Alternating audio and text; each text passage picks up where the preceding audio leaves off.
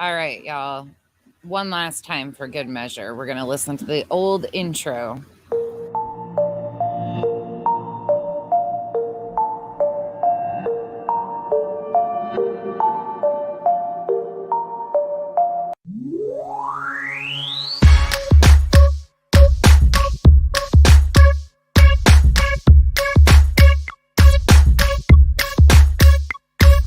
You're beautiful but unsatisfied since day one. You were getting teased and it scarred you when you were young. Now you're getting older and you've been on the grind. Your paper off the scale so you feel like it's time. So you got a nose job, that's the primary thing. People tease you as a kid and for some reason you hit. Always into high fashion, girl, you heavy like lead. Liposuction out your shell like a chicken and egg. Feeling confident but now you're becoming obsessed. First your nose, then your weight, now your butt and your breast. It's a vanity fair, cosmetic overdose. Fiending for a next operation like it was dope. Now you feel the need to skin pill, your skin's no good. But if those around you were real, they'll tell you the truth. Just because you spending thousands, that don't make it alright. Had one problem, now it's many going under the knife. Your lips, breasts, butt, legs, waist, hips, nose and chest, waistline, facelines, looking your best. Do it like the rest, Vanity Fair. I said your lips, breasts, butt, legs, waist, hips, nose and chest, waistline, facelines, looking your best. Do it like the rest, Vanity Fair. Come on. Vanity Fair, yeah. Changing one or two things, cool girl, do you? Do you wanna be beautiful and look like you? Or do you wanna look like someone you saw in a magazine or video, but not in the raw? I like nice shaped bodies, bikinis Brazilian, but too much of anything just isn't appealing. Some people spend a lifetime, even a million. No grace like those unhappy with chilling. A girl with a big butt, big lips, small hips is what we all love to see, and men dream about this. There is nothing wrong with getting something broken fixed. Some women get a breast job cause cancer resists. Some women want to please their man and insist. And a woman really loves you if she wants to do this. But abuse ain't the same as intention was cared. So be careful of the drug called the Vanity Fair. Vanity Fair.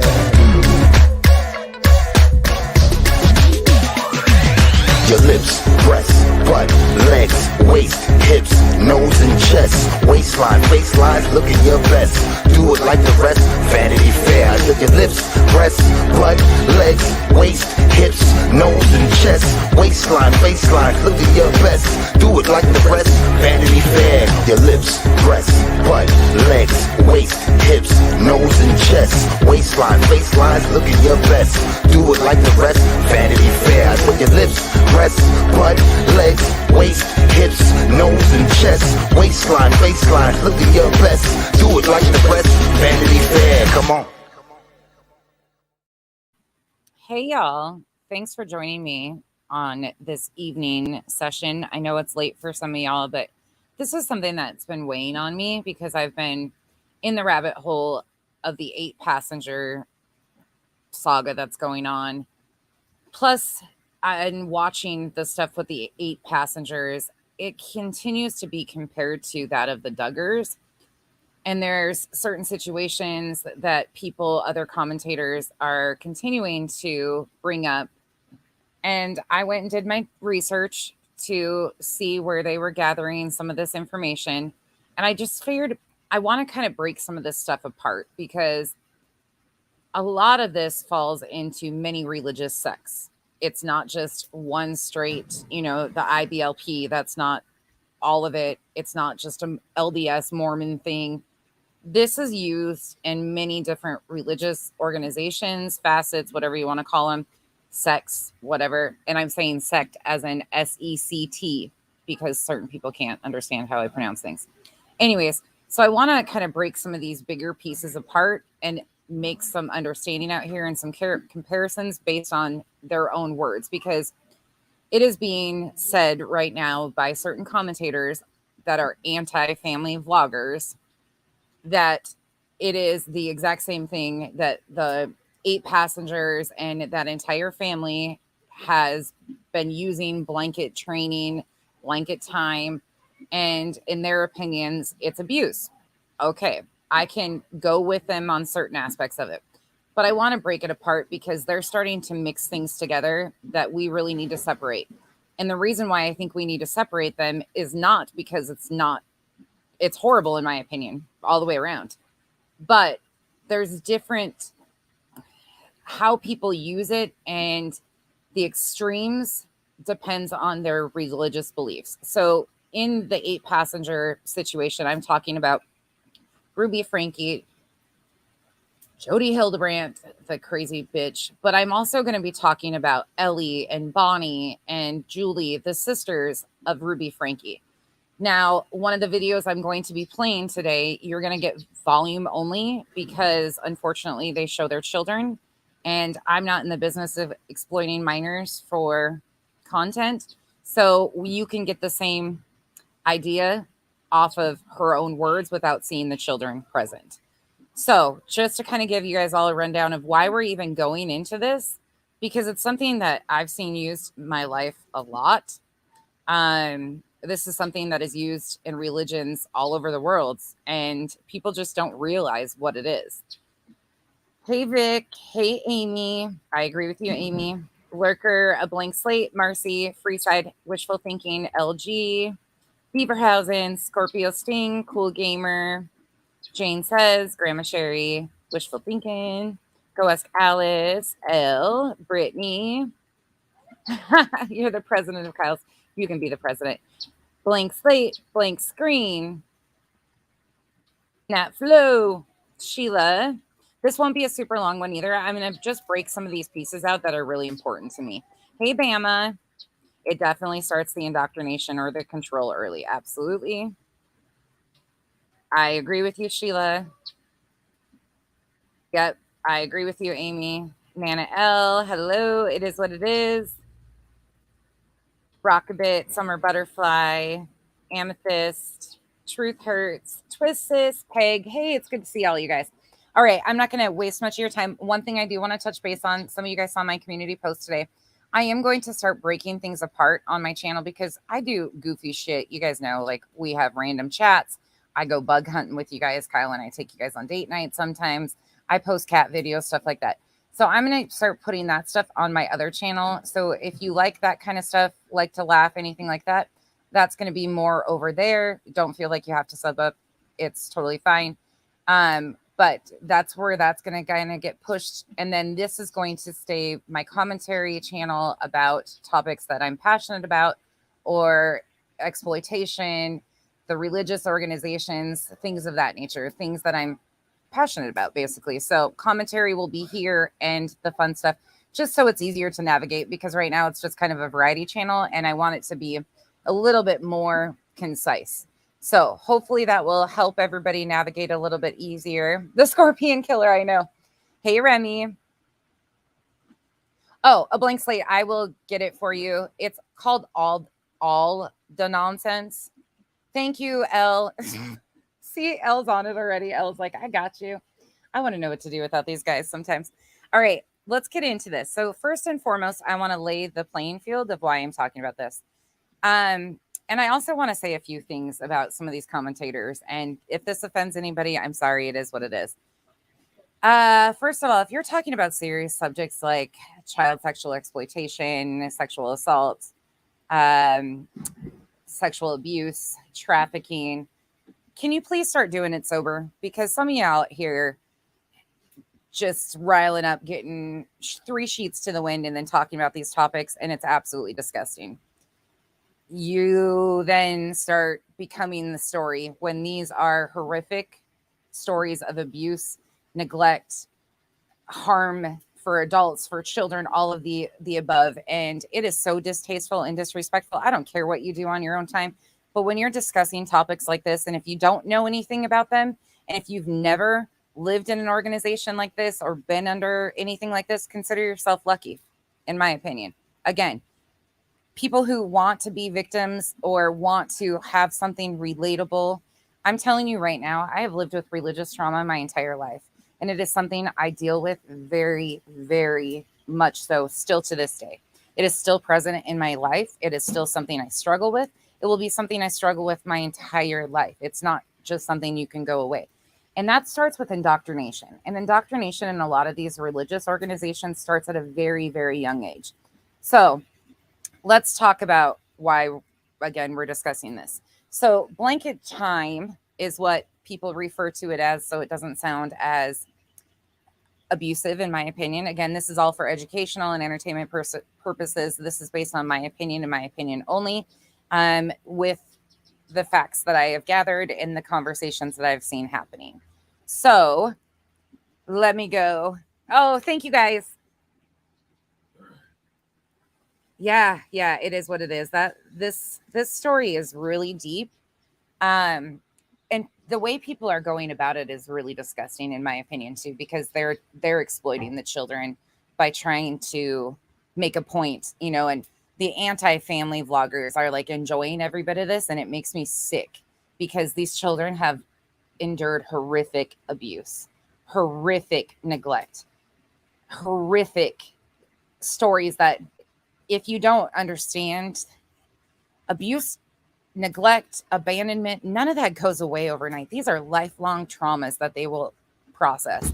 And to watch these family vloggers getting giddy over, oh yeah, I knew something bad was going on there. Fucking patting yourself on the back. Again, pure disgusting. But again, that's me. So let's talk about this. So blanket training, and this is, if you go to Google, Wikipedia is one of the shittiest websites, but I'm just going to read you what Wikipedia says about blanket training to give you kind of a baseline. So blanket training, also known as blanket time, is a method adapted from the methods encouraged in To Train Up a Child. To Train Up a Child was a book published in 1994 and written by Christian fundamentalists Michael and Debbie Pearl. What am I saying? Mike and Debbie Pearl. So most commonly, you have heard about it with the Duggars. The Duggars are not the first. They're not even the most extreme. They are a reality show. Okay? I am not even halfway remotely entertained by the Duggars. I don't watch Duggar content. I don't watch people who do Duggar content. It is not for me.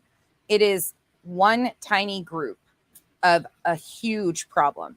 But this was started by the book To Train Up a Child.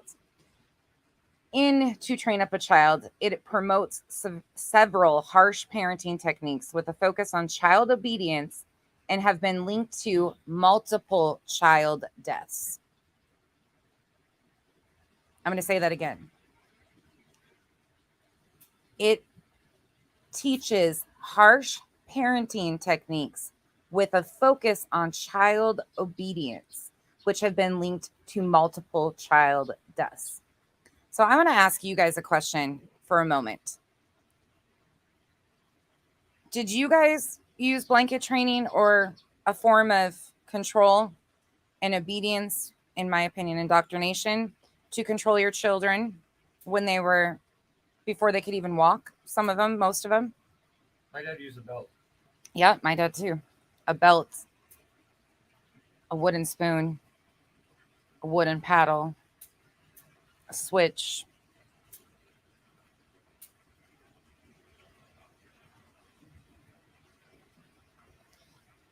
Were your parents, now those of you that have said, most of you have said hell no, any of you come from a family that your parents were raised that this was acceptable, that your children should be seen, not heard, that there should be some sort of hierarchy, that you are teaching them obedience and how to. I got whipped as a child. Yep. In my opinion, and I'll give you my flat out opinion, I think that any type of punishment as far as spanking, I grew up with the spare the rod, spoil the child. I had my ass beat until I was in my late teens, almost a fucking adult. And that's not a joke. I watched my adult stepbrother got the shit kicked out of him when he was an adult. Like, that was how I was raised. But in my opinion, hitting a child that is going through problems and you're trying to teach something to only encourages violence. And you're trying to instill fear in them. And then at certain points, they only know how to react out of anger. When they're feeling angry and frustration, they correlate that to violence and think it's normal, and that cycle continues. That's my opinion, but grew up in a lot of violence. Yep. Okay, so your parents. Okay. Yep. So a lot of us come from that generation where we were taught that children should be seen, not heard. Some of you women should be seen, not heard. These are not only just religious fundamentals, these are kind of old school fundamentals a lot of times. My kids never got struck, my grandkids never got struck. My brothers, yes. Yep. And a lot of you had to make the choice to break the cycle. Very because good point. Sorry. Of your stuff. The higher the education, the less use of corporal punishment. Yeah. Yeah. Okay, let's get into this. Now, again, the reason why we're going back to this is because I've been watching a lot of commentary videos on the 8-passenger situation with Ruby Frankie and how it's being compared to the Duggars, and how people are automatically assuming that the sisters, Bonnie, Ellie, Julie, Bo, the brother, and I'm forgetting one right now. Shit, I can't remember her name off the top of my head. Bonnie, Ellie, Julie, Bo, Ruby. There's another one, right? Or was there only 5? Am I remembering all of them? Anyways, I'm watching a lot of commentators take great pleasure in the downfall of the 8 passengers. I'm also watching them compare it to the Duggars. I'm also watching commentators that have no business commentating on any of this bullshit whatsoever, in my opinion, because they're absolutely horrible and they just want to stir up shit. I don't give a shit what anybody says, what your religious beliefs are, anything like that. This isn't about bashing on religions, because at the end of the day, people who have been indoctrinated into these extreme religious beliefs are victims themselves. 9 times out of 10, it's a family cycle that's never been broken. 9 times out of 10, it's how they were brought up. It's how things that they learned, and they can't even recognize abuse. So I'm sitting here watching people blame the sisters and blame this and blame that. And do I think things could have been handled differently? Absolutely. But I also want to talk about, this is normal for most people in those groups. These are not abnormal concepts. And especially in the state of Utah, I don't think people quite understand that being the perfect Mormon, being the perfect LDS member, weighs so heavily on these families, especially these ones that are touted as the influencers. They are expected to be perfect. Their children are expected to be perfect. And in perfect worlds would be a child can sit through an hour of sacrament without making a peep, right? That's what a perfect Mormon is. It's all about perception on what it looks like to everybody else. If your child is well behaved, if your child can go up in front of everybody and at the pulpit say that, give their testimony that the LDS church is the one and only true church. We're going to get into that someday too, because Kyle and I have stories at the wazoo about that. But this is a lifelong cycle of abuse usually. And again, I don't know the makings of the ins and outs completely of their family. So these are my opinions based off of the information that I've gathered that they've put out here publicly, or that other sources have put out here publicly that have been vetted.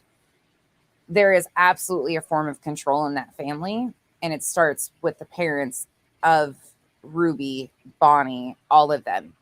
Now, again, I think some of them are probably genuinely decent human beings, but they got really caught up and they've been indoctrinated their whole life. So I'm going to play this. I'm not going to show it. This is actually from 8 years ago, but I want Bonnie, who is the sister of Ruby, to talk about this. And the reason why I chose to let Bonnie talk about it is because she's getting criticized and ridiculed all over the internet because of her reaction or lack thereof in the public's view to what's going on with her sister. She's released 2 videos since her sister was arrested, but people don't, I think there's also a misunderstanding too. And from a personal standpoint, when there is so much toxicity or extreme beliefs, a lot of times family members have no other option but to build very, very thick walls. It's in essence to protect themselves and their families against what road they were headed down. People are shaming them because they didn't do enough. I'm going to get into a personal story of mine, not right now, but as we go through this and explain why I take a step back and look at the entire picture instead of just blaming fault. There's a lot of people that failed these children. A lot. So putting blame on anybody or because their reaction isn't what we expect or all of that stuff, that's never going to work out. So cutting them down and mocking them or anything like that, if we ever want these people to wake up and realize you're in a cult, your extreme beliefs are harming people, this is borderline, in my opinion, if not all the way, abuse. Going about it in that aspect, and I will get very passionate and very heated throughout this. Don't kid yourself on that. But that's not by berating them and blaming them for shit. It really isn't. I agree with you. Truth hurts. I agree. There's a lot of selfishness, but there's also a lot of selfishness in the sense of survivors too. There's a lot of people that get very selfish in survival mode. We see it as selfishness when in reality, we're only seeing bits and pieces. And I hate to say this, but this is so common in Utah. It makes my skin crawl. And again, Utah Mormons and the Utah LDS is completely different than anywhere else I've ever lived. And I've lived all over.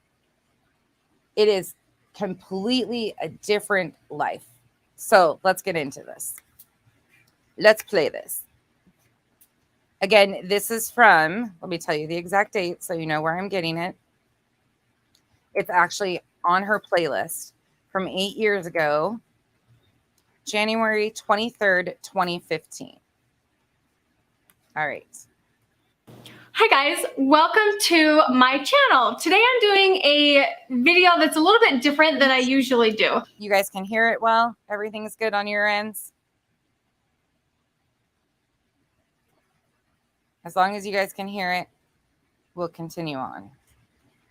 The reason I'm not showing the video is because, again, there's minor children in the video, and I'm not in the business of exploiting children. Twist, yeah, that was common for a lot of people, especially Catholic school. Okay, here we go. I want you to really pay attention to what she's saying.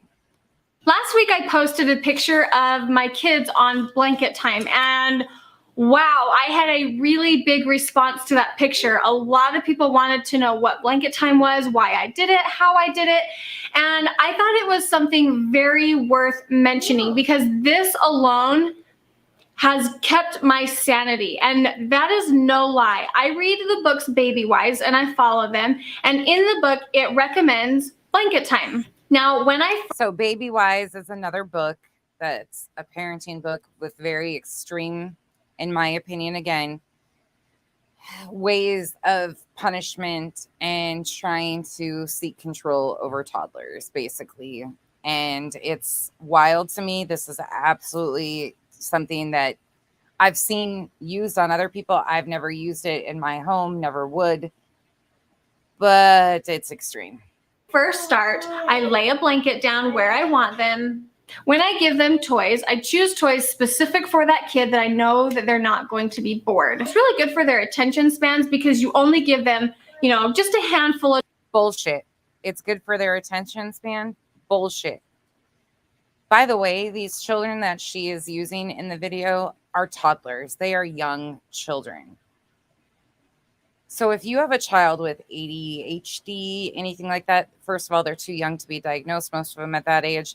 However, this is not teaching them anything but obedience to your parent, in essence. It doesn't help them with their growth. Toys, not a lot. When you first begin, you're going to feel frustrated. You're going to feel like it's a waste of your time. But if you stay consistent with it, then it will get better, and it really will. You'll see a difference in the way your kids behave. When you're first teaching them, you'll also see a difference in the way your children behave if you're just consistent on anything. Consistency, stability, and love really go a long way. We have never, and again, this is just me, but obedience. I can't understand that life. We were children once too, and we all broke the rules. Kids will be kids. You got to let them make mistakes so they learn from those mistakes. You got to let them be kids. This is a form of control. You can't do anything else. All you're doing is teaching them. And I'll just sit right here by the blanket and I'll watch them play. I won't play with them. I won't show them what to play with. I just watch them. So you could be having structured playtime and engaging with them and teaching them proper play techniques and reading them books or engaging with them, passing the time, teaching them things. But instead, it's an authoritarian, I can't even talk, authoritarian role. She is trying to sit there. And in my opinion, again, she is not engaging with them because it's a control thing. And if they sit there and scream, that's literally what they do most of the time, is just sit there and scream. They will get the hang of it. There are many different reasons. I wonder why they sit there and scream. Anybody got an opinion? You're sitting right there staring at them and you're just letting them scream. I mean, it is good for babies to cry. It helps build their lungs, all that stuff. But anybody? That you could benefit from blanket time, but I'll tell you the reasons why I started doing it. Olivia was almost 2, so I started it when she was a little bit older, but I could not get her to sit for the life of me. We would go to the doctor's office and she would be all over the place. I would ask her to sit on a chair and she just wouldn't do it. It was as if I wasn't even there asking her to do it. When we were that comes with respect, and again, kids will be kids. Kids don't sit down.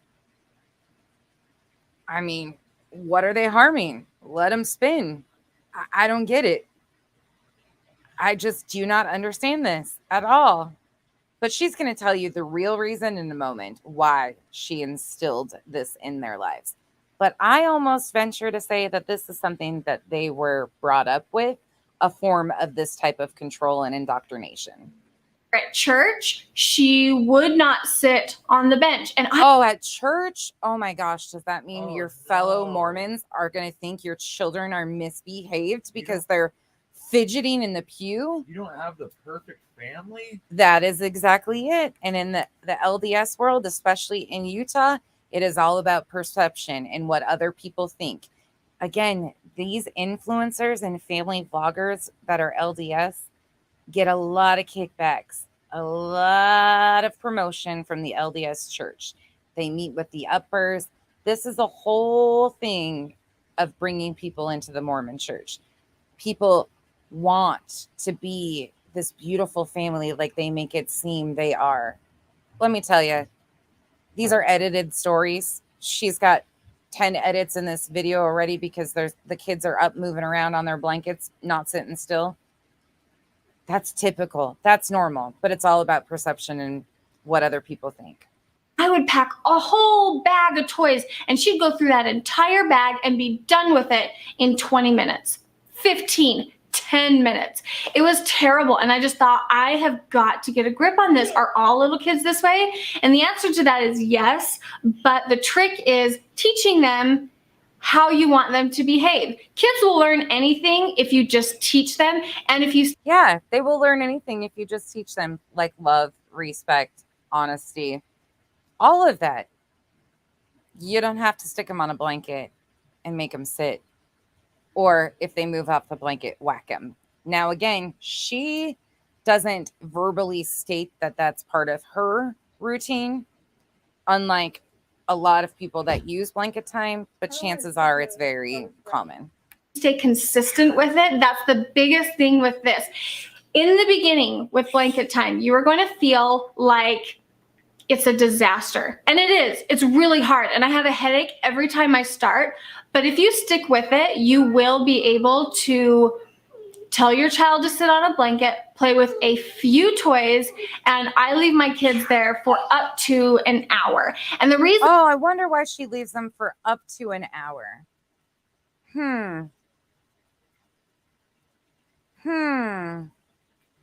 What would your guess be? Where would the hour come into play? Any guesses of why she's training them for an hour? She kind of already gave you a clue already. What do you think she needs that hour for, where her kids act completely like they're perfect? Could it be testimony? Oh, let's see what they say. Let's see what you guys think. Why does she need an hour? Let me give you a clue. She already gave you one. It falls on Sundays. Yeah. Winner, winner, winner. Go ask Alice. The reason that I chose an hour is because that's how long sacrament is. That's how long. So if you don't know what sacrament it is, that's an LDS thing. That is, LDS is Mormon Church, Church of Latter-day Saints. Sacrament is what they call their hour-long church service. That's why she needs them to sit for an hour, because they're in public view for an hour, and then they go to primary, which is basically Sunday school in the LDS church. But if they are to be seen for an hour, they better sit there silently, because it's all about perception again, what other people view and see. A lot of meetings that we go to are, and so you start with about 10 to 15 minutes, and you work your way up, and it depends on their age as well. I do not like to set a timer, because something that this teaches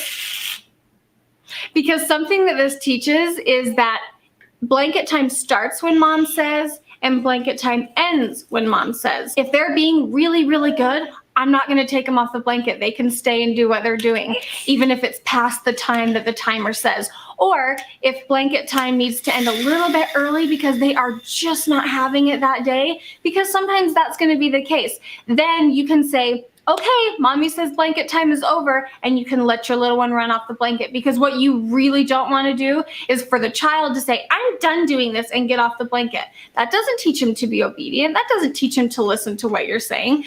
That doesn't teach them to be obedient. I don't know.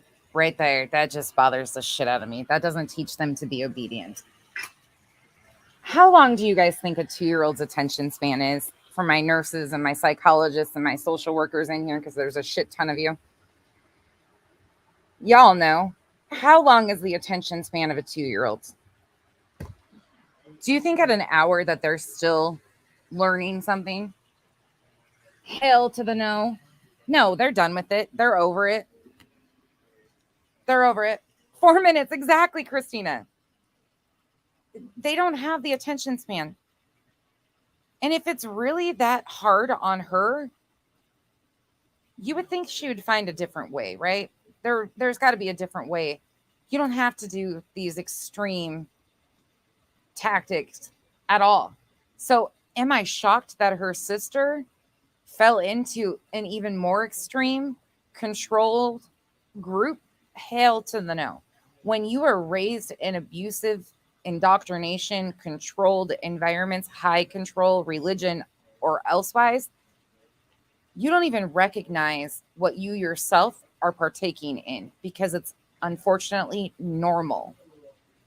So you really got to be strict with it. Another place that this really helps is when I'm trying to cook dinner and I just need them out of my hair, but I don't want them running around the house making a huge mess. I need them right there. And plus, I like them seeing what mom's doing. When I'm cleaning and I'm going room to room, I don't put a blanket out, but I'll set them on the couch and I'll say, okay, I'm going to clean the family room. You know, put music on, play, have fun, but you're staying on that couch while I clean the family room. You know what I used to do with Mackenzie, and poor Kenzie has OCD, and how many can you relate? I used to give Kenzie a little broom in a dustpan, and she would clean with me. That's teaching them something. Interaction, engagement. Yeah, you don't want them under your feet in the kitchen with hot pans, but you know, there's way more techniques that are way more successful than blanket time. And this whole sit, don't move a muscle, mommy needs her time. God. Exactly. Go ask Alice. And you know what? They're more apt to be involved and want to help if you make it fun. Again, I'm not parent shaming, because I'm far from perfect. I will never say I'm perfect. But this shit, in my opinion, is abusive. And it's so unnecessary. I really do feel like this teaches strict obedience. It helps with their attention span. Oh, no. Look, you gotta sit on the blanket. Look, It helps with their attention span. She's 4 minutes into this fucking 9-minute video, and she has edited and cut like 15 times already in this video. Their attention span's been over long before this. And the little guy that she's putting back on the blanket, probably, hold on, I'll give you guys a view because you can't see the face right now. So there's the view. So the little guy that she's adjusting right now is even smaller than the little guy in the back. I would say he's probably 16 months old, maybe something like that at this point in time. Shocker. Shocker. All right, let's continue to go. Gotta stay on your blanket. So just like that, they are going to crawl off the blanket. They're going to run off the blanket. So she doesn't display this. Again, it could be cut out. She doesn't admit to this in this stream. I'm only so far into this. But in a lot of blanket training, a lot of blanket time, the belief system is if they step foot off the blanket, hand, foot, they smack them. They use corporal punishment to get them back on the blanket. And it is physical abuse.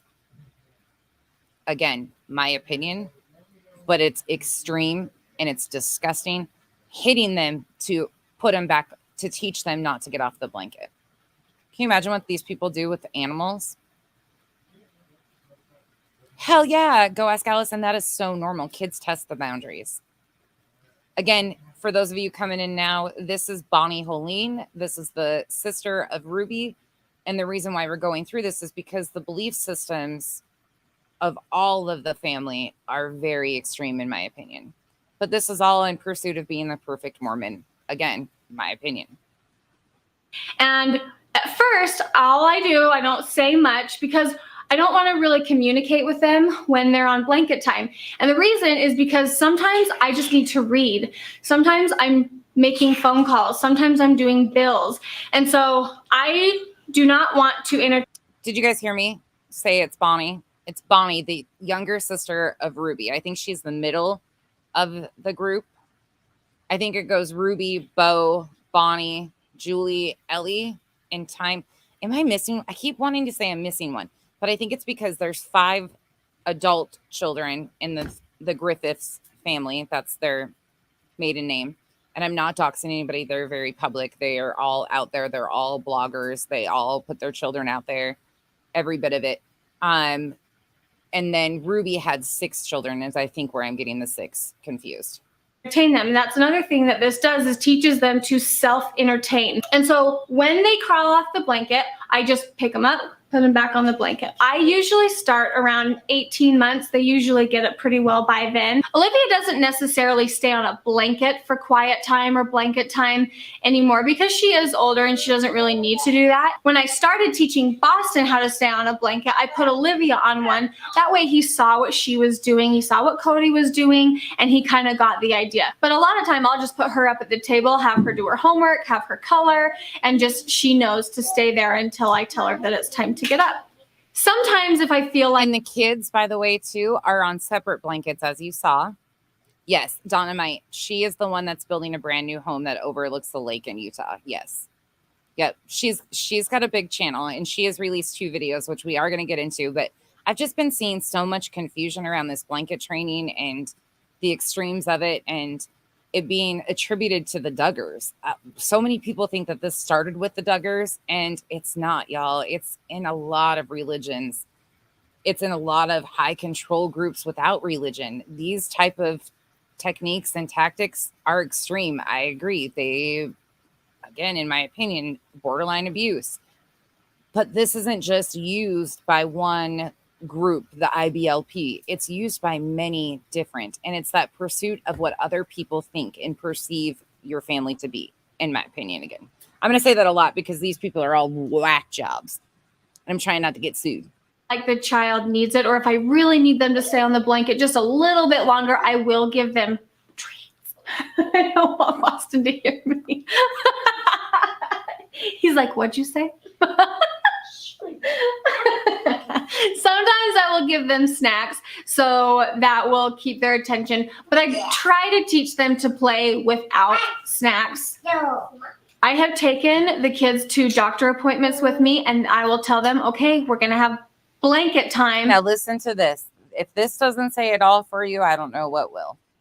But I put them in the chairs at the doctor's office, and every time, I don't think I've gone to the doctor's without a nurse or the doctor saying, wow, I can't believe your kids just sit there. First of all, I threaten them before the doctor gets in there. You will sit here, you will be quiet, and you will not get off of these chairs.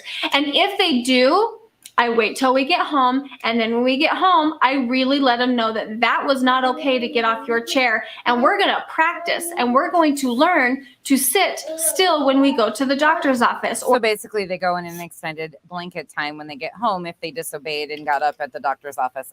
First of all, pediatricians expect your children to run around. Try going to a pediatrician's appointment with me. You have one that just sits there and spins constantly, and the other one that asks a million questions, and their physician loves every bit of it because that's normal.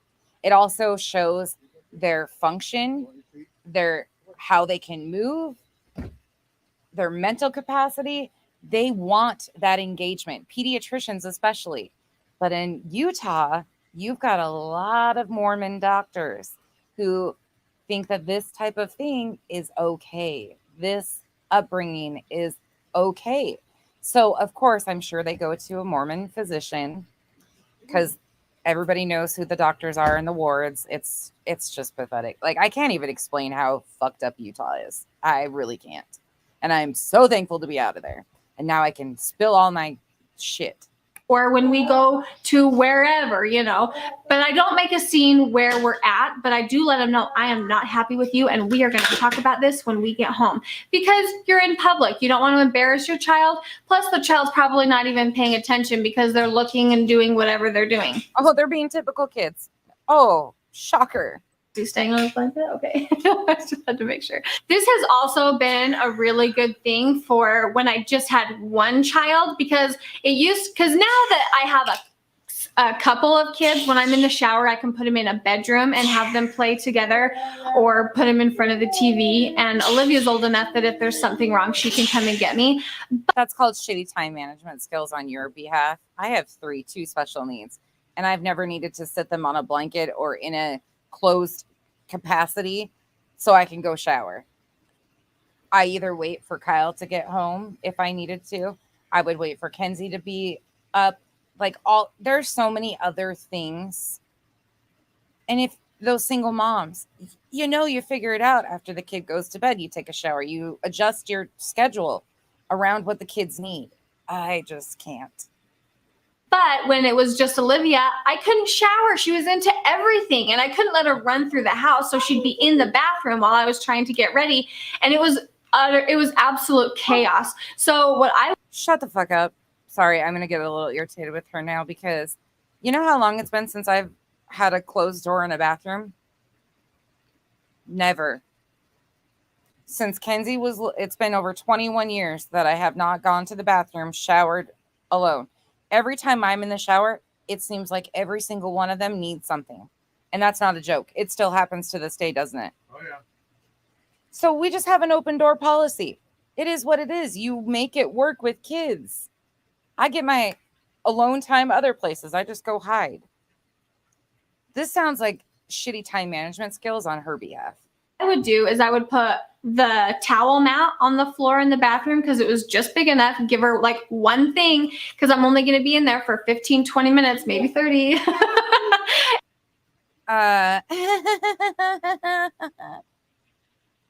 What's so cute about that? If you're really needing to shower and you have 4 children running around, you're spending 30 minutes in there. That's a you problem, not the children's problem. And I would tell her to stay there. It was after I taught her, and it made my shower time so much better. It was so much better and more I felt like I could do stuff. My mind wasn't complete chaos 24/7 during the day. Something that you're also going to want to keep in. Welcome to being a parent. If your mind isn't chaos 24/7, they're probably graduated. But even then, parents still worry about their children 24/7. These are you issues, not the children's issues. And again, this is all down to the pursuit of perfectionism and what people on the outside perceive them as. In mind, if your child is hungry, if your child needs a nap, they're not going to do good at blanket time. You have to kind of plan it in your day. It's right before lunchtime. They're probably not going to do well.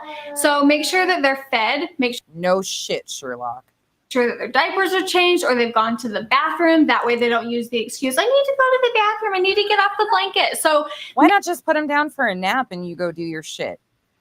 make sure that they're ready for it, and they will do much better. You will be more successful if you make sure that it's good timing for them as well. Normally, I don't have their blankets so close, but I just wanted them in the frame. So the two boys, again, one's probably, what would you say, like 18 months maybe? Probably not even that old. I don't know. And maybe two, they're pretty close together, but their blankets are separated by about 2 feet, and they both have a few toys on each blanket. Again, I'm not showing it because it's got their faces in it, and I don't feel right exploiting her children. But if you want to see this video, I will link it in the description after this. It is on a playlist on her channel still right now. They're proud of this. But usually I try to keep them separate. That way they don't fight with each other. They don't want each other's toys. They're not trying to play with each other. It just keeps them separate, and it just is better, at least for me, that way. So that's better for me. She should just hire a nanny. Yeah, she should. Absolutely. A lot of Mormon moms do have nannies. Yeah. They absolutely do. And it's still these extreme belief systems, a lot of them. Now, this isn't across the board either, y'all. This is not a one shoe fits all type of thing. But these extreme beliefs usually are way deeper involved. Like Ruby didn't just all of a sudden get into these extreme beliefs. It's been part of her life, in my opinion, her entire life. That is what blanket time is. That's what, why, and how I do it. If you have any questions, you can definitely leave a comment below and I'll get back to you. If you like this video, make sure to give it a thumbs up. If you start doing blanket time and you like it, make sure to tag me in pictures. You can do it on Instagram or Twitter. I've had a few people do it already, and I think it is really fun. I think it's so fun. You know how many Mormon mamas jumped on that trend? It's really great. To each their own. Good luck, and I will see you guys in my next video. Thanks for watching. Bye. So that's her video on blanket time. Again, the reason why I really thought that this was important is because I've seen it talked about in comparison to the Duggars, and that's a whole separate situation in itself. But if we want to break down this whole Frankie situation, you got to really look at Ruby and her siblings and their family as a whole. A lot of the reactions that people are seeing from them are expected, what I expected. They have these extreme belief systems. She thinks this is acceptable. She is encouraging other people to do this. And the Mormon, the LDS church, actually promotes these influencers to other Mormons. So they are teaching these techniques, and this is spreading further and further and further. 100% truth hurts. 100% it's abuse. I agree with you. 100%. Why separate them? Right? Still in leather? Because it's not obedience. If you don't have complete control, it's not obedience. You got to remember, they got to sit for an hour through sacrament without saying a word until it's their turn to go up and give their testimony that the Mormon church is the one and true and only church. Kyle and I have sat through so many of those. We sat there and like the horror on our faces. Yes, I've been to many Mormon churches, sat through it all. No, it's not fun for the children at all. Absolutely, Dynamite. But I really think it's important because if you look at the entire family now, she thinks this is completely normal. This is completely within reasonable control. They talk about obedience and being obedient to the spirit and all of those things. As adults, the whole shaming with porn addiction, it's all about control, y'all. Every bit of these extreme belief systems is about control. So am I shocked that Ruby fell under control of Jody? No, not at all. Not at all. Because she's the prime candidate for that type. And she willingly did it. If you haven't heard one of the latest things that just came out about the 8 passengers in the search warrants, they were dressing the open wounds with cayenne pepper and honey. First of all, what the fuck is wrong with you people? Cayenne pepper and honey to dress open wounds on a child? Do I think the sisters are absolutely disgusted? 100%. Do I think they had any idea that it was to this extreme? No, not at all. Because they can't even identify the very techniques that they're using in their own homes that are, in my opinion, are abusive. The indoctrination is so thick, but these are the ones that are raised on pedestals. She has 1.4 million subs.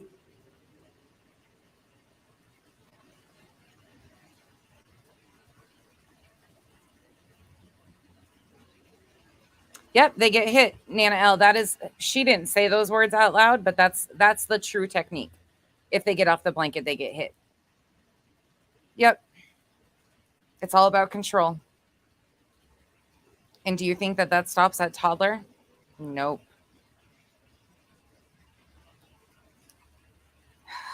Yeah, honey can be amazing, but mixed with cayenne pepper,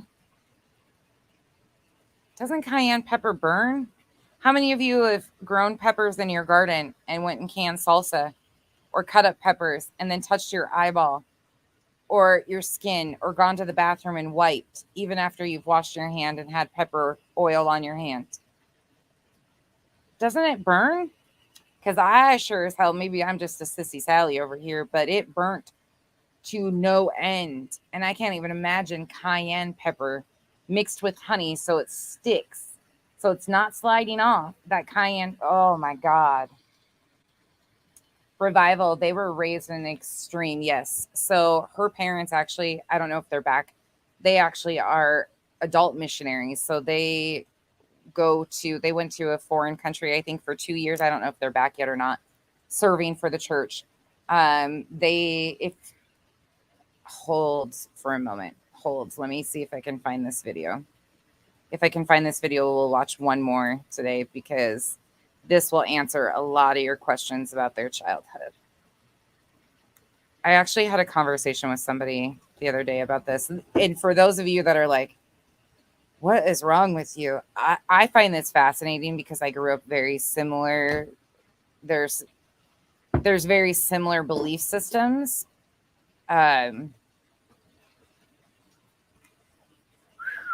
But it's mind-blowing to me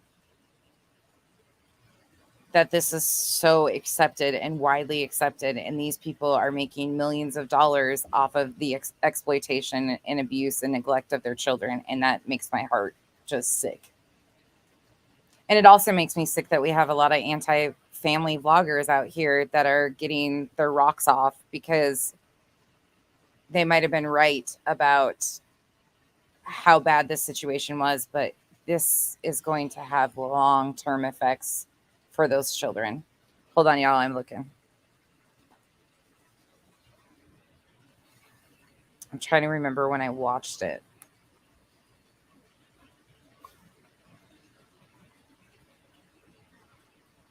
Give me a second, y'all.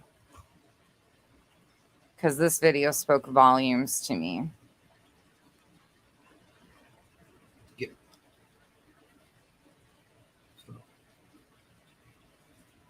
We're going to break this apart, though, and really talk about a lot of it, because there's so many pieces of this. that are just, it's sad. And you've got to look at the whole entire situation as a whole and realize that this isn't just that family, unfortunately. We should almost be there. I've watched a lot of their videos, so I'm like,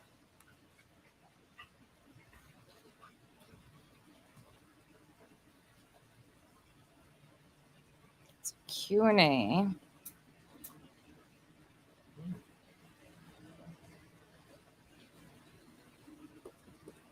Sorry, talk amongst yourself for a second. I didn't plan on playing this one tonight, but if I can find it, I'll play it because... Hello, everyone. Oh, Kyle's right here. Yeah. He's fighting with Dexter instead. Get out of my drawer.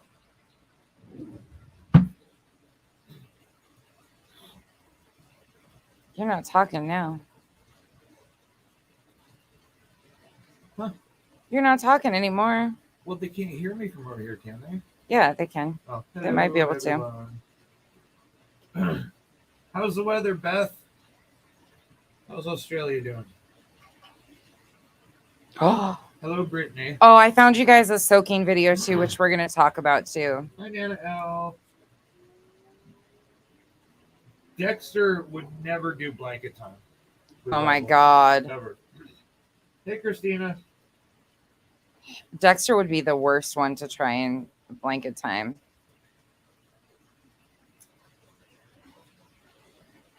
Oh, I should be getting close. Hey, Gosh, I've Al. watched a lot of their videos.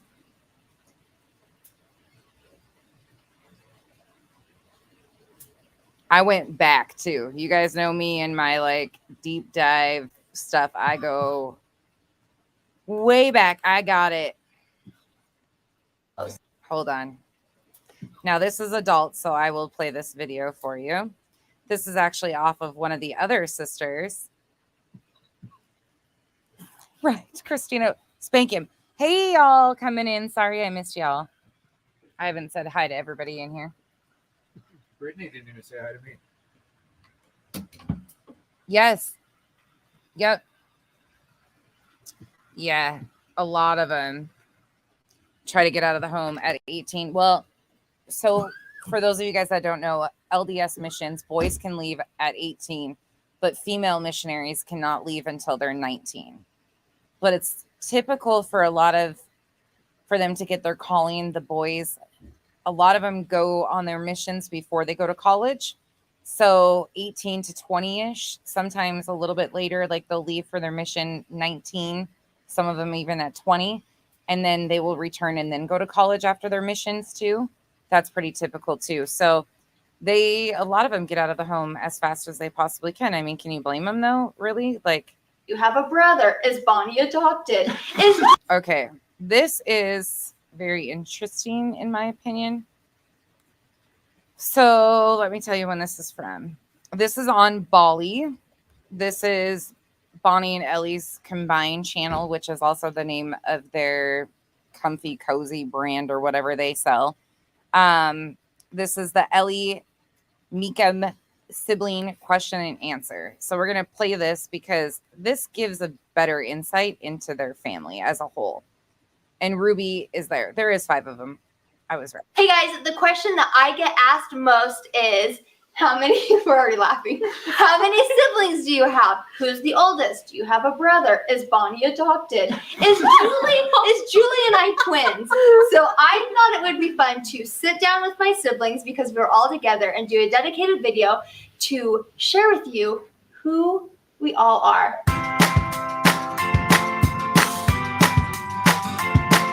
All right, buckle up. For those of you that have never seen this, this is going to give you a bigger insight into the family dynamics. And I'm going to stop and pause this because I had so many questions as I watched this.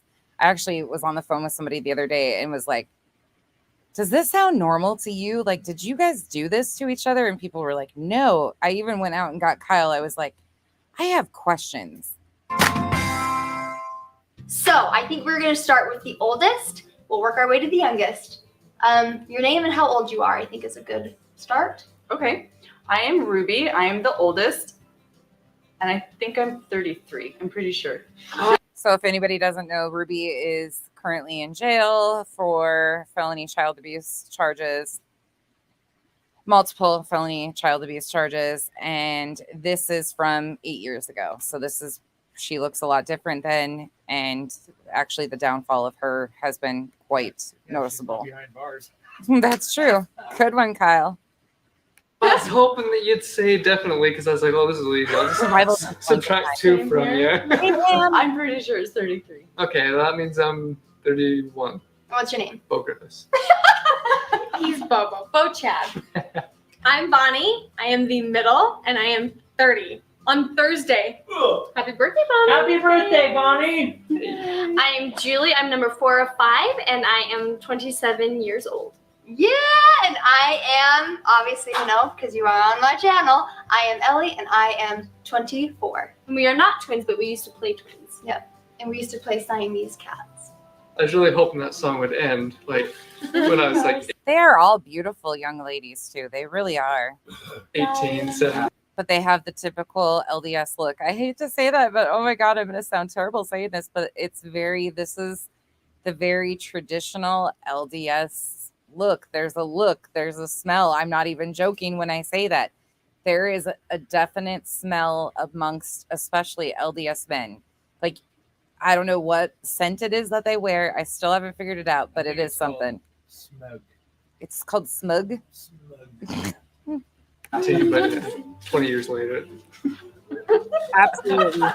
We've heard. Oh Only my goes so gosh, far. yes. So I thought we should do a Q&A because I think that would be fun for you guys, but I also think that it would be fun for us. So I was originally going to go to Twitter like I normally do and ask for questions, but then I decided it might be fun for us each to ask questions and put it in a bowl and kind of talk about it. So I think we'll go. Are you bored? I was like, don't know. Oh, wow. So I'm going to send the bowl over. Actually, yeah, I'll send the bowl over to Ruby. You ask the question, and we can all answer, or we don't have to all answer, just a few. So kind of just say what you Maybe want. depending on the Yeah, because there's quite a few in there. Okay, here we go. It's blank. Dad? Jackson? Who put that in there? That was blank too. Okay. When you wanted something, would you go to mom or dad? Well, I know one answer is if we went to mom and she said no and you went to dad, you were in huge trouble. You can't go to both. No, Nope. it's one or the other, and whatever the one said, that's what you got. Yeah, mom and dad were on the There's- same page. Basically just. But mom, we would go to mom. She'd say yes. But surprisingly, when it was if you were in trouble or something, surprising because dad is more the disciplinary kind of. But big things like when I wrecked the car, dad was the more calm, compassionate. When I ran his car into the garage, mom, I thought I'm never gonna see the daylight again. And dad, he came out and goes, "What happened?" Just like that. Yeah, he Mom- would surprise us. Mom ripped me apart, and dad, come on. Mom ripped me apart. Mom ripped me apart. Let's get home. Sorry, Mom. Raise your And she still has to apologize for even being honest now. Sorry, Mom. hand if you wrecked dad's car. Correct. I'm the best driver. I knew it from the beginning. I knew it. I'm the best driver. Sorry, mom and dad. What's something you do with your family that carried over from your childhood? Watch how hard this is. Just watch their interaction amongst themselves. I don't know. I pick up on so much of this. But the way they hesitate to answer to, I would love to know who's behind the camera. I'm sure it's a few of their spouses, but I would almost venture to say that they're at their parents' home doing this. Oh dear, I'm thinking. The first thing that comes to my mind is Christmas, because we always stayed home for Christmas. Brittany, you can be his bodyguard. We didn't go and stay Christmas at grandma's house or anyone else's house. We had Christmas Day here at home and opened presents. And that stayed was home. stayed home in our pajamas and ate all we wanted. And we never had to part with home on Christmas Day. And I think we all do I that. like that. I'm out of town, so it's different for me. We've actually had Christmas at both sets of grandparents. It's been a little different. And we have Christmas with both sides. Notice how she mentioned that they ate all that they wanted on Christmas Day. I'm wondering, again, this is my own personal question, but I'm wondering if food was not used as a weapon when they were growing up too, whether it be from times of need, low on income to be able to support a family of 7, if the rations but here's the thing, the LDS church, this is also something people don't know. They have entire farms and warehouses of food. They have their own canning plant. You actually are asked to volunteer at their canning plant and all of these things. The first thing, if you are down on resources and go to the Mormon church, the first thing that they offer is pantry supplies, canned goods, food, all of the above. That is the first thing that they will ever offer, so people can budget the money that they would be paying for food onto other things. That is straight across the board. Before, but I do like that because that's what we've been doing more and more. Yes, Christina. What do you do with your kids that you swore growing up you would never do? They sleep in our bed. Yeah, Calvin sleeps in our bed like 99% of the time. I find myself giving in. Like if My kids have never slept in bed with us, ever. They won't. Even when Kenzie was little, I used to try and beg her to stay with me and have a girls' night in bed. Nope, she can't stand that. I tell Cooper, I will take that away from you if you don't stay in bed. I take it away and I give it back to him. It's hard. Mom and Dad made it look easy, but it is so hard to be consistent. Growing up, Mom and Dad were allowed to swear, but the kids weren't allowed to swear. And Olivia tells me all the time, Mom, don't say that word. And at first I'm like, oh, you're right, honey. And now it's like, I'm going to swear if I need to swear. Kids don't swear. Moms get to swear. But I bet you $20 their friends don't hear them swear unless they're in a very closed group. It's not something they drop in public, and it's not something that they break to their friends that they do. Again, pursuit of perfectionism. What was our most annoying habit? I have an answer from Bob. I always did this growing up. Sheila, same. Do you remember? Yes, you did. And like I had to have this touch. It was a habit. Ew. And I didn't like it, but I just had to do it. It was like, I just had to. Ruby, after every meal, would do this. And she would suck in her stomach. Oh, After every meal. I still do that. Didn't you do that on day one? That's weird. Anytime I walk or we're Is that odd to you all? Is that odd? What does it help with? What is sucking in after you eat? Like, I don't get that. going somewhere, Bonnie pushes me. Like, walk faster, Julie. Like, I'm not walking fast enough. But every time it's keep walking, and it would make me so mad. And every time I hurry Olivia along, I think of you. And I know something I did that Bonnie didn't I've never heard my father cuss a day in my life. like was the way I drank my pop. She would take a drink and I like swish it between my teeth somehow. Oh, I hated how Mom did that with Jell-O. Oh yeah. What did Bo do? That's what I was wondering. Come on, Does girls. Bo have an annoying habit? Aww. But we loved Bo. He was perfect. Except He when you farted. deleted all of Your my... history class. I'm a history buff, and I took my studies extremely seriously. She had all of her work on Look at her mannerisms. To me, this just screamed awkward. a floppy disk. You know those old 3.5-inch floppies? She's not over it. And they were in high school. Yeah.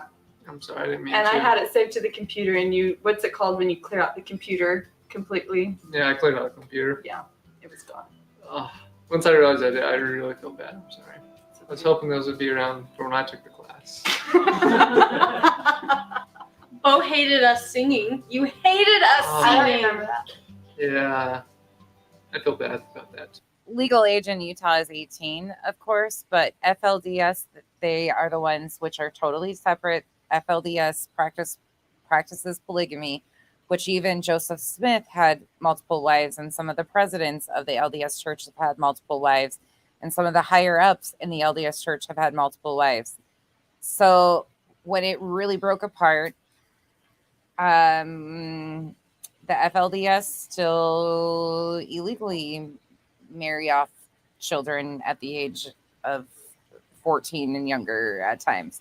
LDS, though, it's illegal in the state of Utah to practice polygamy or marriage underage, but shit still goes on. Bo also hated us running around in our towels. Poor Bo. All the If he girls. saw blame him. If he saw any skin, he was ticked. Girls, get back in the bathroom, get changed there, and then go. And Ellie, growing up, I would put the towel way up here because I was so cold, and my bare bottom would show, and I'd run around the house, and he would get so mad. Ellie, what are you doing? I wish we could show them the mirror because you would also run and jump like a hyena and try to get your whole body to fit in the mirror. But the key point is that was after the shower, so I was always naked. I would run across the house and jump up. Get your whole body in the mirror. I would like jump up like that and try and see if my whole body could get in the mirror. What was something you broke or ruined in the house? Oh, this is so sad. Was it you or me who broke that little picture frame? The red?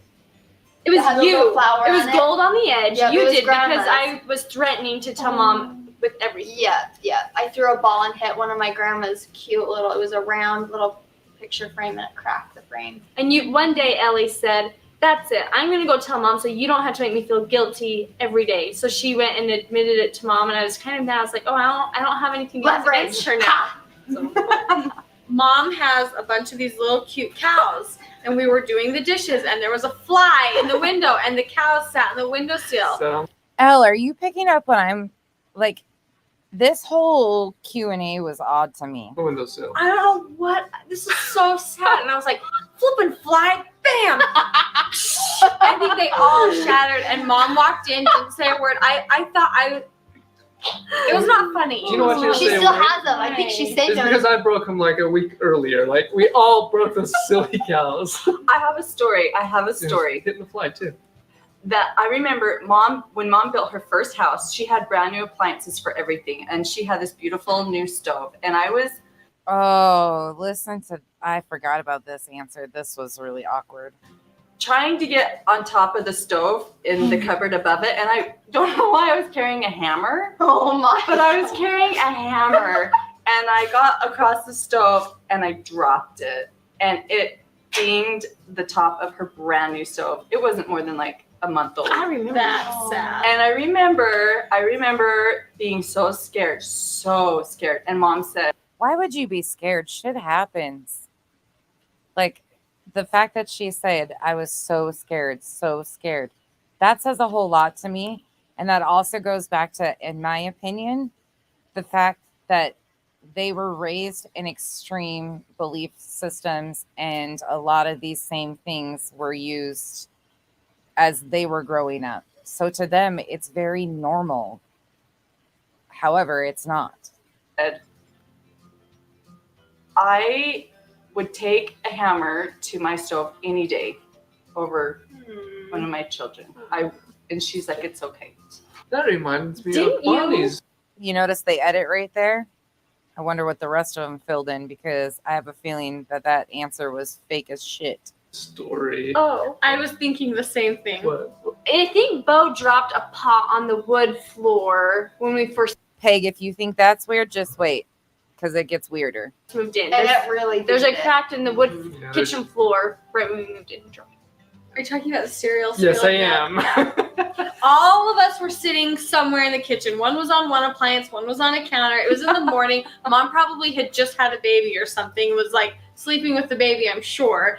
And the milk and the cereal were on the counter, and I was on the fridge, and I knew I could make that jump. We all did. It was like you jump from the fridge to the counter. Go around the counter, over to the stove, or jump back from the fridge, go around the kitchen without touching the floor. That was the game. And we did that all the time when the counters were clear. Go on. And I jumped and I leaped and I did this with my arms, and the milk jug went flying and the cereal went flying, and it was like, Where did how you did land? on the counter? Like, I pushed everything out. It was spectacular. I was there. I play that memory all the time. It's one of my favorites. I think I was like 5 years old, and I was just I like, wasn't what is born going yet. on? You were probably in bed with mom. yeah.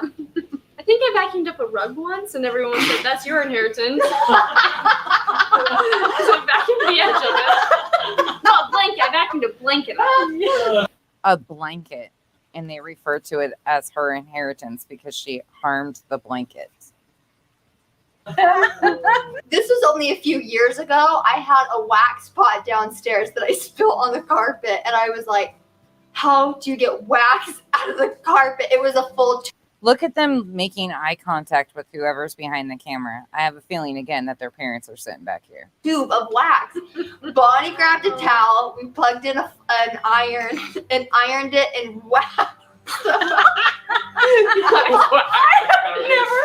We got it hot and literally waxed it off the carpet, and it's still sticky a little bit down there. And Mom said the same thing. And Mom said the same thing. She goes, "Oh, Ellie, you can ruin my carpet as long as I have my kids," pretty much. And I was like, "Oh, That's cute. Well, I have a story about carpet.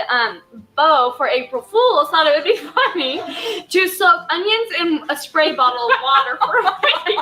And on April Fool's Day, sprayed the girls' carpet with onion water. Stunk like BO, and we're like, Bo, that's not funny. That's like permanent. That's not a joke. no, I have one for all of us." Okay, pay attention to this. Is it not Red Door? Like, this is just awkward. Chaos. So they have changed their views over the years. It's not allowed necessarily. As long as you act on it behind closed doors, you're not allowed to. In a church building, you cannot have any public sign of affection. Basically, out of sight, out of mind. You cannot act like you are LGBTQ. You cannot present as that. You cannot anything around them. Basically, what they don't have to see, they don't really have an opinion of. But no, they're not accepting of LGBTQ plus at all. The answer is no. We know so many excommunicated LGBTQ from Utah, especially. I think it differs in other states because other places are more accepting. But until the old generation and those old school boys clubs values that are really present in the Mormon church are gone, that will never change.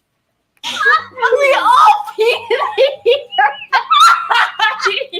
I was not gonna bring that one up. I thought it was just me, though. We all peed in the heater vent. You get They peed in the heater vents.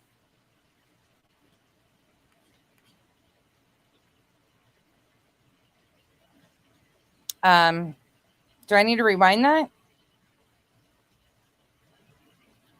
Chaos, I don't know. Truth hurts. I'm going to rewind that so you guys can hear that again. This is so fucking weird to me. I felt so awkward hearing this. That one up. I thought that It's just was not me, gonna though. bring it up. We all peed in the heater vent You get out of the shower, put your blanket on, you're sitting over warm air. every morning. What do you guys have to say about that? See, New York. Yeah, Nana L, that's a big part of it. In Utah, definitely not. They're so fake and weird.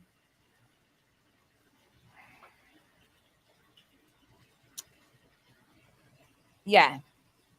Again, they don't teach. So we'll talk about this another day too, about how abstinence is the only like sexual education that is taught basically.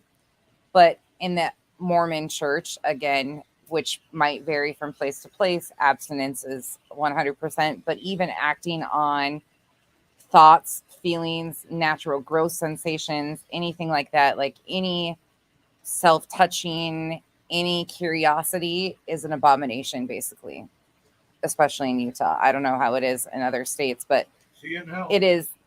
These little girls, before going into young women's, which is like, I think they're 13 to 18 years old. It's like the Sunday school women's youth group, basically, is what it is. And I think they're 13 is when it starts. It might be 12. It actually might be 12 to 18 or whatever it is. They have to go in and sit with a male bishop before starting young women's. So it's young women's and then it's Relief Society is how it goes in the Mormon church. And they have to confess to the bishop all of their thoughts and feelings and inappropriate, which natural curiosity is considered inappropriate. So a lot of behaviors like this seem to be very present, but this was really like, what the fuck to me? I think that's just Ellie. Oh my gosh. Or for April Fools, you know how they say, oh, let's put Jello in the shower cap. No, the powdered Jello. Both shut cubes of Revival, I'm not sure, but I'll find out. Jello in the shower. So when it turned on, it was like, plump. For April Fool's ones. Yeah, it's got to be different in different places because that is not accepted in Utah. Mm-mm. And you can go look at the BYU stuff, everything.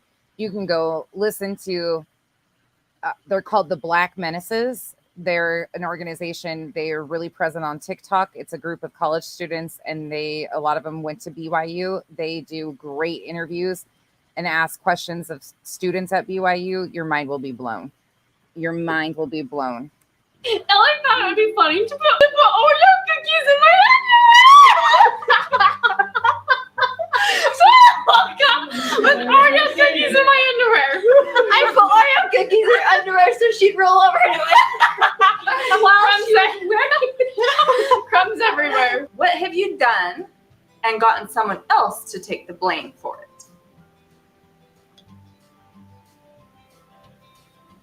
I feel like I always took the blame for it, and I always owed Bonnie favors. Is that an answer? Well, I was going to say, I don't know if anyone took the blame, but Julie had a C in math, and she didn't want me to tell Mom, so she owed me 100 favors. And Ellie did. Listen to the types of favors that she talks about. So I'm sure a lot of you played pranks on each other growing up, held things over your siblings' heads. I think that's kind of normal. But pay very close attention to what these favors were. It's something, and she owed me a lot of favors. I don't know if that answers the question. Bonnie was like a favor shark, like a lone favor shark. So we had to do exactly what Bonnie Does anyone did. know what these favors are? Lick my armpit. No, literally. Lick my makeup off. Snip. Lick my armpit. Lick my makeup off.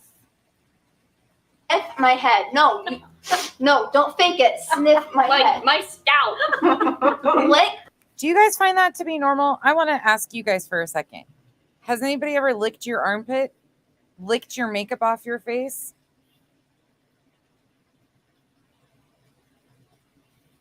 We used to do that all the time in college. Right.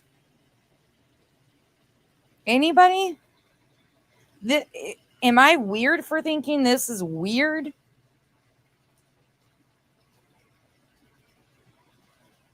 If Aaliyah was making Alana lick her face, I would. Functions, I thought so too, but the way that they're pulling this out though, like it's I mean, they all have, I don't know. Unfortunately, I don't think a lot of it is. My eyeshadow off. Bonnie wore a lot of makeup in high school. Still do. Dad would say, though, if finally he realized, oh, yeah, this isn't the person that should be getting in trouble, he would say, well, this is for all the times you should have gotten into trouble that didn't get in trouble. This may not go with the question, but I do remember Bo practicing. We had a clavinova that could record, and we were supposed to practice 30 minutes a day. All of us did. And Bo came up with a way to record his practicing, and every day when he was supposed to be practicing, he would just hit the play button. So he got away with it for, I don't know how long he got away without practicing. But you were so talented in All of them play the piano too. Every single one of them plays an instrument. I think every one of them is a pianist, though. I know he plays the piano. And most of them, their kids play instruments now. It's a requirement that they do music lessons in their own children. Again, the pursuit of perfectionism. music that even the music teacher didn't even know you didn't practice because you just are good at everything. Reenact mom brushing her teeth. Say it louder. Reenact mom brushing her teeth. Should we all do it at the same time? I don't know what's gonna Ready? happen 3, 2, here. 1, go.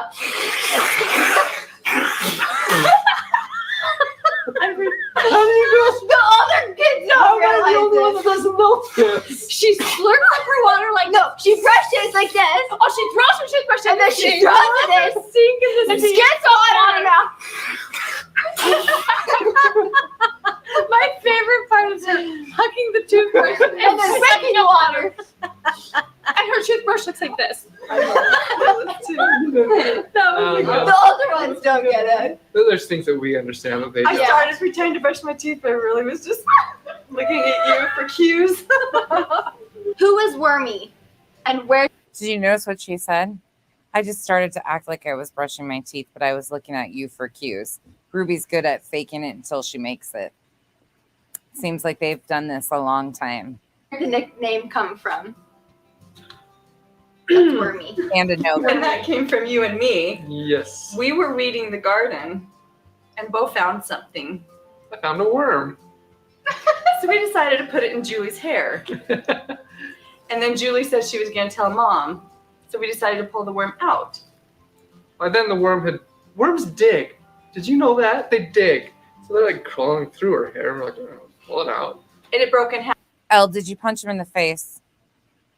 I can see you just laying that motherfucker out for doing that. That is weird. This shit's weird to me. And so then she had 2 worms in The her hair. hair. Cut the worm in half. It did. So my cousins, I got to interject this right quick because I think this is why it's so odd to me. My cousins, my aunt and uncle that had the 8 kids, now they're all very, very, very professional, amazing, good careers. They turned out amazing, like really, but they are very worldly now. But they were all homeschooled and they used to play the horriblest pranks on each other. They were the worst pranksters. So when we would go stay with them, they would they're the ones that took me snipe hunting and left me by a tree for hours on end in the middle of a fucking field with a freaking potato sack. They were the ones that taught me the ooga booga shit. They played pranks on each other. I've never seen anything like it, but I think it was because they were so bored. Like they didn't have normal socialization or like interaction. Later in life, they started playing sports through the Christian Academy and so on and so forth. But they were 30 miles out of town on a farm. All they had was their siblings, and they were the worst prankers ever. They pranked each other all the time. They probably still freaking do. The worm kept multiplying, and then we thought it was fun how many worms could we get in Julie's hair. And I don't remember any of this. You don't remember any of that? I just remember being called Wormy, and I remember at school the teacher said, okay, write your full name, first, middle, and last. So I wrote Julie Wormy Griffiths. And she said, your middle name, not your nickname. And I was so confused. Because we what don't that have was. middle names. Yeah. Bo does. I have Us girls middle don't.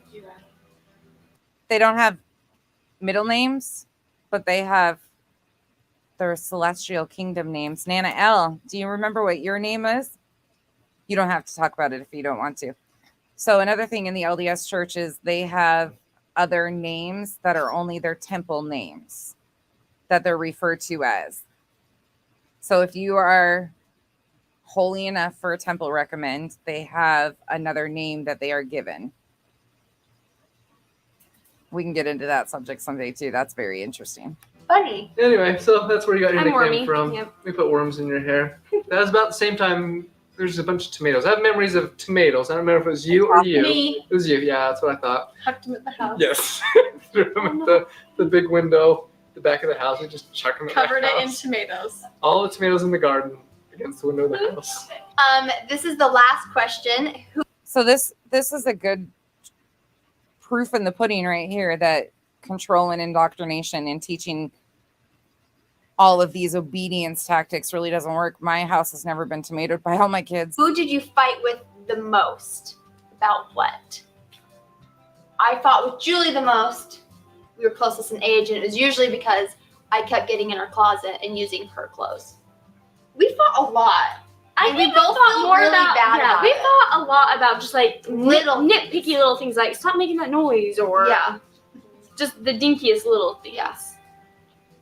I thought. Oh, go ahead. I'll let you two decide who fought with me more. You and me fought all the time. Yeah. I feel Look at how she answers. She to me holds so much resentment still. The way she looks at all of them. Like I fought with you the most. Well, like, we fought a lot. we I fought feel a like lot. we fought a lot. We fought a lot. I feel like I bullied you too. Yes, but I that's what it was. Yeah. Well, here's the I question. defended you. And Bo, I never remember not even one. Bonnie Not would even. chase Ellie would run to me. And we didn't fight very often, but I do have a question. How many of you have a battle wound for me? I'm pretty sure you have a battle wound from the That. remote control from you. I remember biting Bo, and I've scratched. Scratching. Aw, I'm I don't. sorry. You bit Bo when you're like 15. We didn't really. I have battle scars from Bo all over my body. You and me. Huh? Did you ever get removed, Al? We don't have to talk about this publicly either. I can message you, but I would love to ask you some questions because there's a whole process to even get removed out of the LDS books too. We fought and you and me fought, but I never remember fighting with you two. Do you remember? Was it a worm I was chasing you with? You were on rollerblades. Yeah, you were chasing me with a worm and I was I on remember. rollerblades and I still have scars. She sliced her knee open. She slid Didn't you in run through the into garage. Bo and I never fought. Nope. That's why I'm his favorite. Other than biting you that one time, we never did. Even her demeanor, just in that, like the way she looked. Did you watch that? Like the way she acts. Do you know which one I'm talking about? The one on the very far This one right. Yeah, Ruby. on the right, in The left, lab? the left side. Oh yeah, she's. Just the way she's like, I have battle wounds all over me. Like, it is so fucking weird to me. This said so much about like who they it's are. Weird that she even sat on the other side of him. Mm-hmm. As much as the disdain you can feel. Because I liked your friends. I don't remember you. Oh, I don't remember that. I remember I was in a tent and Bo poked his head in, and I didn't like him poking his head in, and I spit in your face. Oh. I don't remember And that he either. chased me up the stairs, and I remember thinking, Why did he finally caught me, and he was so mad, and we just kind of sat there. He didn't do anything. He just caught me, and I was like, why did I even do that? Good thing we all get along now. Hey, Bonnie, what's your full name? They look like they get along real well. Are you thinking Bonnie Skidmore? Yes, I am.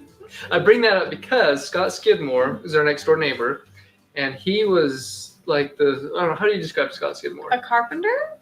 Yeah, like, and he was great to all the kids and Really everything. friendly. And he like drilled it into me because he'd seen me like fight with all you girls except for you. And he'd always like drill it into me. Oh, you need to love your sisters. They're gonna be your best friends, and they have been like that. He says that and then looks at Ruby. Mm-hmm. Aww, I did not know that about him. Yep. Yeah. that's cute. Bye.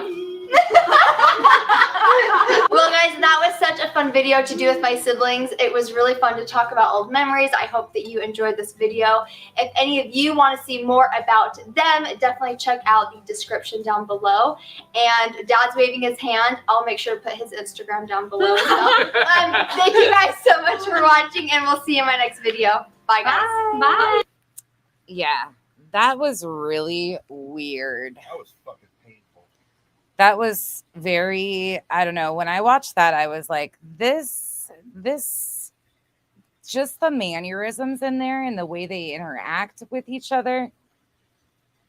And again, I don't know the ins and outs. These are just assumptions. We all have them. We all have assumptions are like assholes. We all have them. But I assume just off of their behavior, the way they talk, their mannerisms as parents themselves, this is something that they are used to. And ignoring things until things get too out of control. What we see as abuse is not even remotely abusive in their opinions because it's teaching obedience and control. We've got stories upon stories upon stories that we'll get into as we unfold more of this 8-passenger stuff. But I wanted to take it a step back and really look at the core of the family dynamics that led to where we are today. Because this didn't just happen overnight. This is lifelong indoctrination, in my opinion. Beth, I 100% agree. My parents didn't push any religion on me. They said if I was interested, I could look into it. They would even look into going with me if I wanted to, but I never did. I guess the other side of my family raised me Catholic, and then I tried being a Christian, for a little bit, and then we went to the Scientology place. Oh my gosh, that was a blast, We though. went to quite a few. He's done more like religion investigations since he's been with me, because that is something I'm very passionate about. So we've been to General Conference with the Mormon Church, and if you don't understand what that is, that's like the Mormon Super Bowl of Mormons. It's in Utah. It actually is coming up, I think, if it didn't just happen. It's usually in October. It's fucking weird. There was people standing outside the building that it's in with signs asking for tickets. There were scalpers getting rid of tickets. People fly in from Chile and all over the world for this conference. Yeah. We watched a bunch of the prophets talk and all of that shit. It was really fucking weird. And then I've said this many times, but we're going to get into like when we took the 6 missionaries to the Scientology, and I'll give you guys a slideshow of pictures and stuff with it too. It was crazy, but he's done more of that since we've been together. Yeah. Just because I have this like. Well, I find it interesting because I'm not religious. I don't believe. So, I mean, not to offend anybody, but it's just not my thing. Organized religion's not really my thing, but I'm interested in it. So we gave everything. We kind of sampled everything at the buffet. Yeah, I've been a part of it my entire life. It was something that I didn't have a choice in. Yours So would be now terrifying, now that I'm an adult and can make up my own mind, I have investigated a bunch of different high control religions or cults or whatever you might just be trying to understand my own upbringing and how abnormal it was. Even to this day, I shared with somebody from the island that I trust and love dearly. Some of the responses, like I still get to this day, even engaging with family members, it's so off. Like it's just so, you can't have a normal conversation. And that's what I think I'm picking up in their dynamic. It's really hard to notice things when this is their normal. This is the normal. And again, I'm not making excuses for him, but you have to look at the core of this. And when your normal isn't normal, which what is fucking normal anymore? But when your normal includes abusive tactics and techniques, you don't identify them as fast at all. If you ever do, you just fall into the habits. A lot of times abuse victims become abusers, and not by want. It's just part of who they are. A lot of them. Now to everybody, there's the other side of the coin that a lot of us chose to do everything the opposite because we want nothing to do with how we were brought up. That's pretty typical too. But there is two sides of that coin. Anybody have any questions before we get off here? Was this helpful at all? Do you guys like the deeper dives? Like this is what I want to focus on, because we're going to talk about the Tim Ballard stuff too, but that has a lot of these same, there's just so much similar shit here. Hey y'all. Yeah, Kimball. 3 times, it's still gay. Nana L. Holland. Holland was one of them that we've watched talk quite a few times. And I think that's what his name is, Holland. I have to look and see. We have pictures with a bunch. We're still really close with some of the missionaries. We love our kids. Like, they're just typical kids, but they came to our house to let go.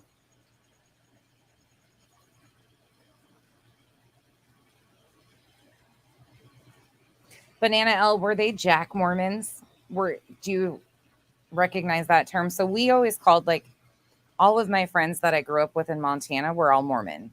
And they were normal. Like, one of my friends got married at 18 in the Mormon church. I was 17. And then we went all and got drunk afterwards. Like, they were Jack Mormon. They believed in it, but they still drank coffee. They still drank hot tea. They still drank alcohol. And they still went to church on Sunday, or sacrament on Sunday.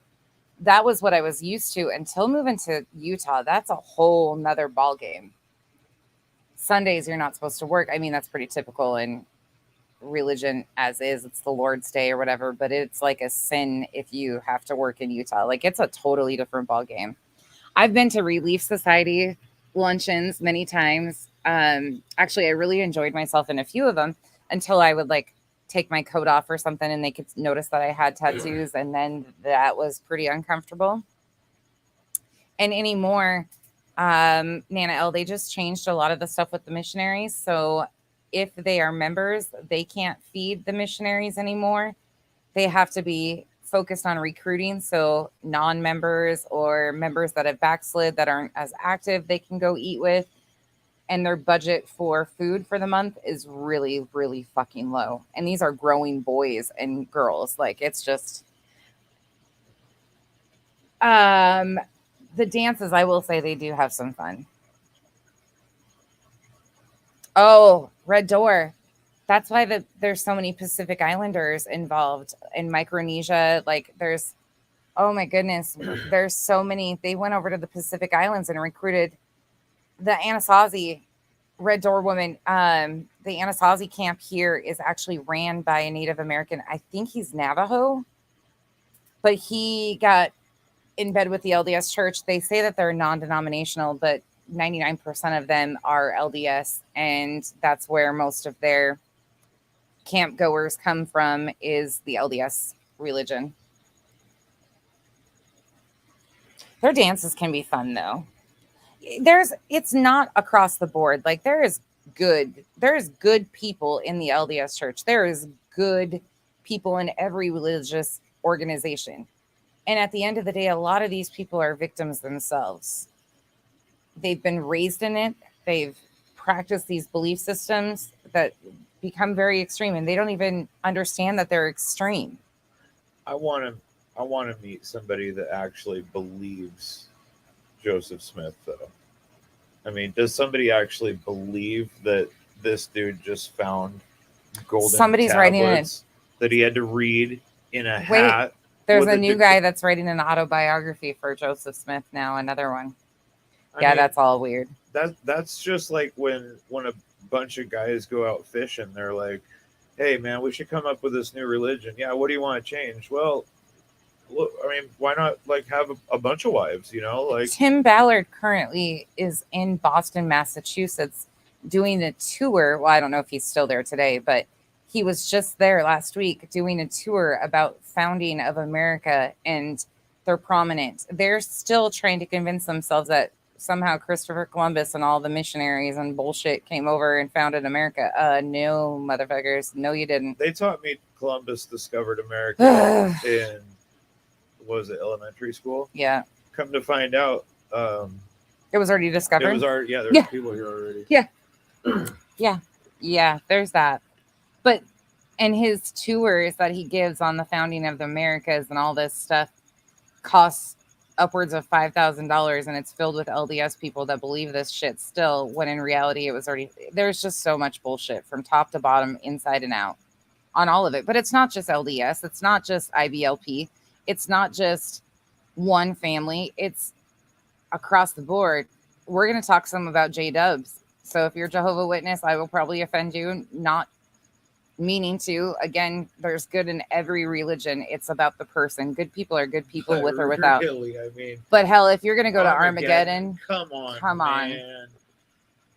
And we have stories about that too, because one of our best friends was a Mormon married to a J-dub, and her poor children they would go to meetings and the Watchtower. Oh my gosh, I have a bunch of those too. Hey Beth, the best breakdown of religion is actually South Park. They do a really good job of actually laying out the truth. They actually do. Yeah. We actually had missionaries watch it, and they were like, this is spot on. We had like, 6 missionaries over, and I go, I'm going to offend all of you, but I want you guys. They loved it. I want you guys to watch this and tell me how accurate it is from somebody in the church. And they were all like, oh, cool. But they were like, oh, it's actually pretty dead on. They're also supposed to not watch movies or be out past a certain time, and they would just shut their lights off and stay at our house and watch The Walking Dead until like 11:30 every night, and then we would sneak them back to their places. Like, they're 20-year-old kids. Yeah. They were the best group of boys. They didn't drink, they didn't party, but they couldn't do anything, and all they wanted to do was watch The Walking Dead. Now, one of them we let drive my car, and I sat in the front seat, and there was like 8 of you in the back seat, and I thought he was going to kill us.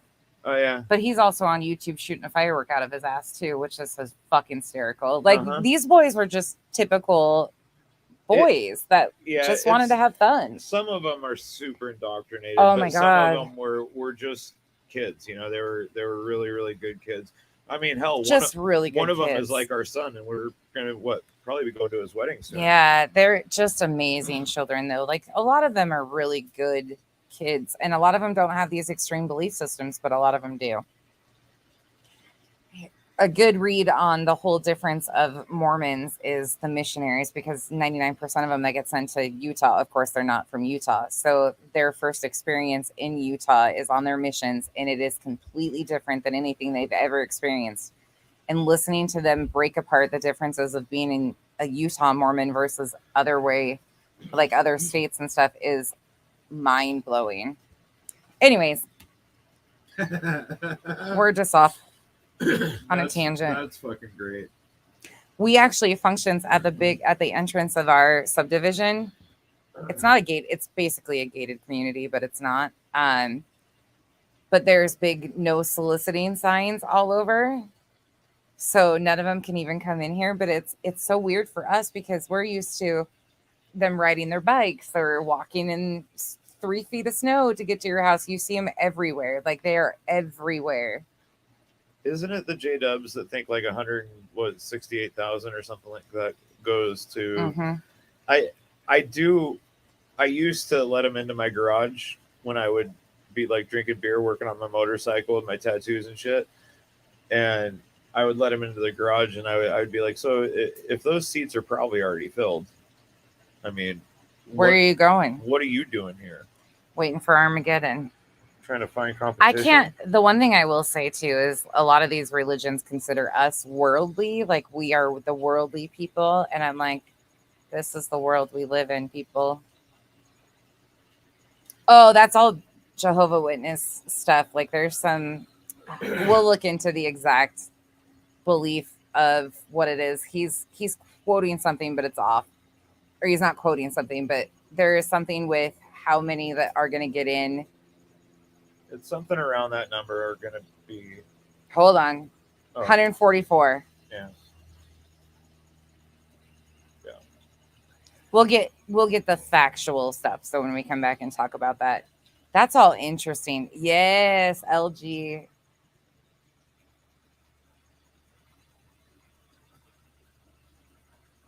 Oh, Tazzy.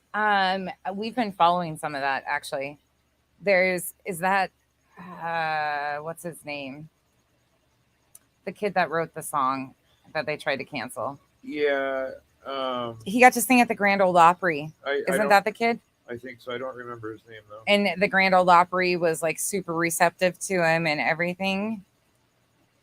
They hid their TVs in a closet. Yeah, we didn't have TV. And then what we did have was a black and white TV and then the downstairs TV. Yep. Yep. All of that.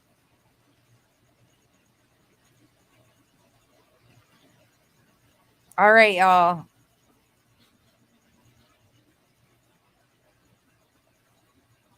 Get a Catholic wedding. See, I have a lot of Catholic friends too. I have friends from all different religions, and we crack up. We have these conversations all the time, and they all feel the same way I do. Like, because there's extremes in every one of them. Like there's extremes in everything, and they don't get offended by my views whatsoever. None of them. Not one of my friends. And I have some really, really heavily indoctrinated, really strong believing friends too, and they don't get offended because I'm not degrading them or their beliefs. I'm talking, but they acknowledge the abuses in the system. Again, we have 33 states that protect clergy members from reporting sexual abuse of minors. That's a fucking problem. And if we can't start talking about that shit, how do we expect these abuse cases? By the way, CPS have been called on the Frankie family 15 times. It's all about who you know and what it looks like to the outside.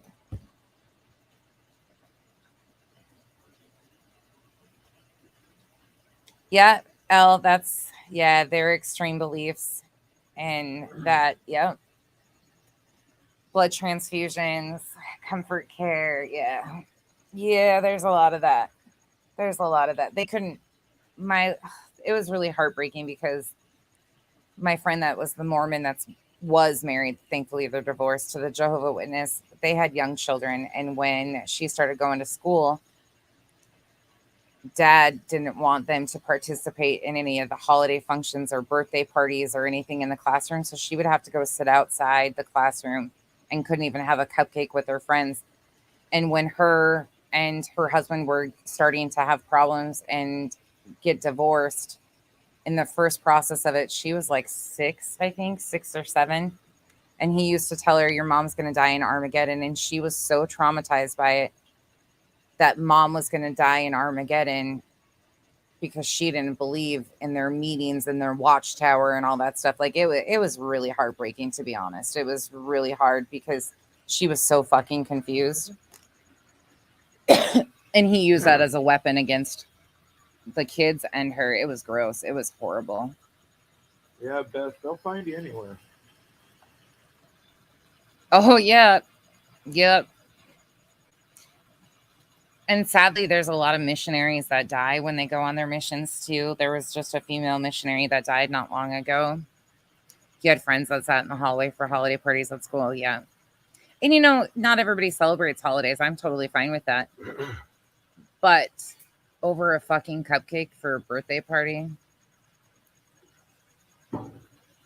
Come on, people. A cupcake isn't going to make or break anybody's day. It is if it's from a worldly person. Yeah.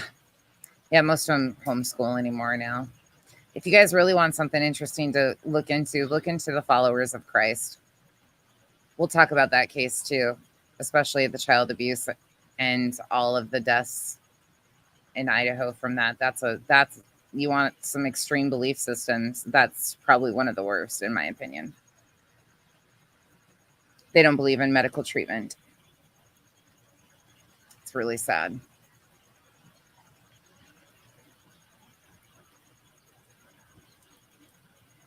Brutal beliefs. Yeah, absolutely. Yeah, functions, you know, and everybody has their own belief systems. That's totally fine. But when it broaches, in my opinion, again, abuse, neglect, and abandonment. And I'm not saying withholding a cupcake does that, but Withholding healthcare does. Withholding healthcare, withholding treatment, proper mental health treatment, not by some lunatic that should have never had a fucking license in the first place. Not somebody that's being paid to abuse children by the fucking church. Not influencers that are promoting blanket time and thinking it's normal as a way of control and coercion.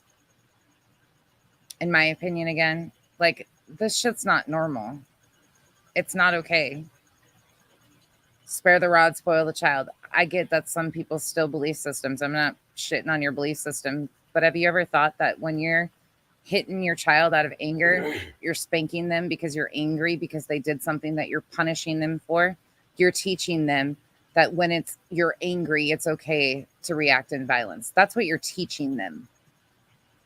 When you raise your voice and yell and scream, your kids check out. And I've yelled at my kids, don't fool you. I have absolutely.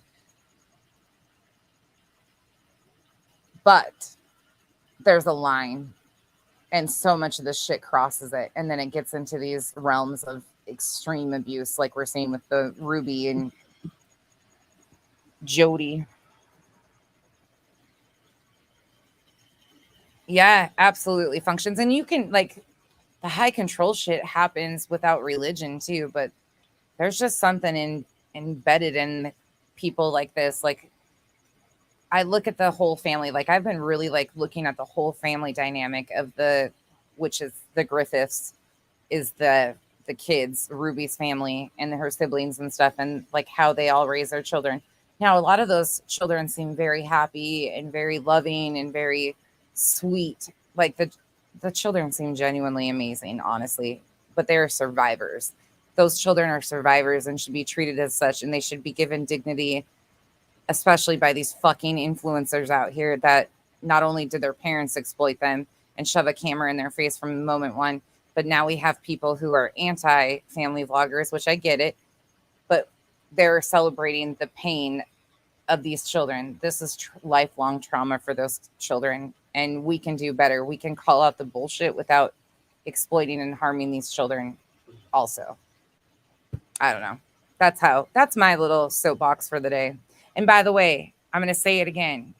If you're talking about serious situations like this, please put down the booze before you do stuff like this, because some of you are real messy and it's real gross, and you don't look much better than the very people you're talking about.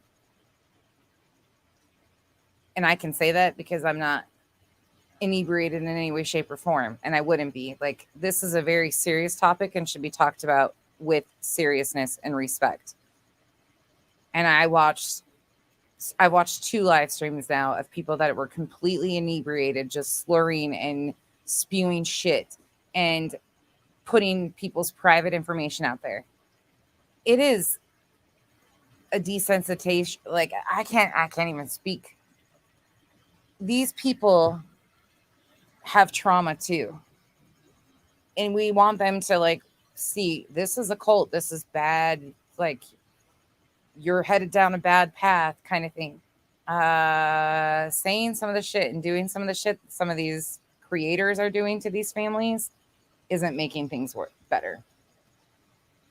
It's so fucking gross. And I don't care if you drink all you want.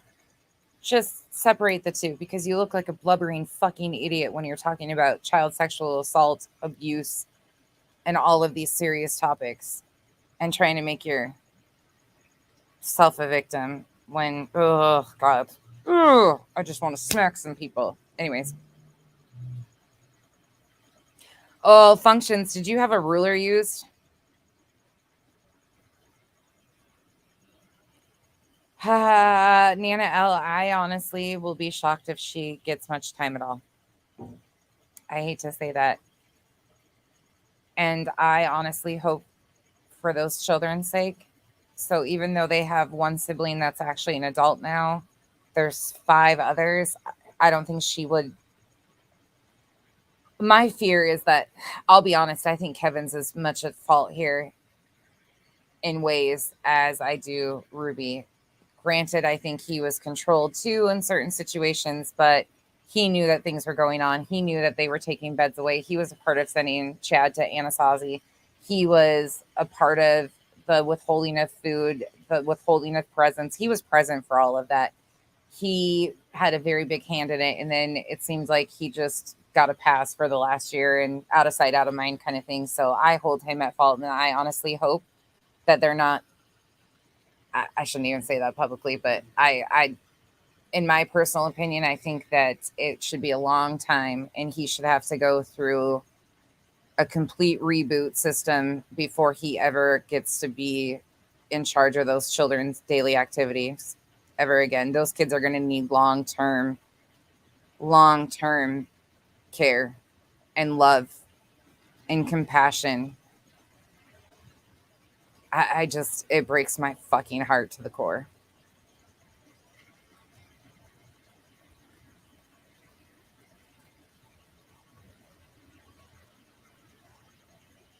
It's going to be I had to call our bishop a lot and nobody ever came to the hospital to give my daughter a blessing. The missionaries come and give blessings. They actually have been to our house and given the girls a blessing. They asked if they couldn't. I'm good with that. That's what they believed in, and I loved the boys that did it. I absolutely still love the boys that did it. But they'll tell you exactly what they think about shit too. Oh, you're fine, Nana L. Ruler was for smaller things. Oh my goodness. All right, y'all. I'm gonna let you guys go. I gotta go put children shitlins to bed. I hope you guys all had a wonderful weekend. I hope that you guys buckle up because I know this is going to be a long little up and down roller coaster here. This is a very troubling story and it just continues to get worse as more unfolds and comes out. I want to look at Jody Hildebrand's stuff. I want to talk about there's just so much shit that I want to talk about.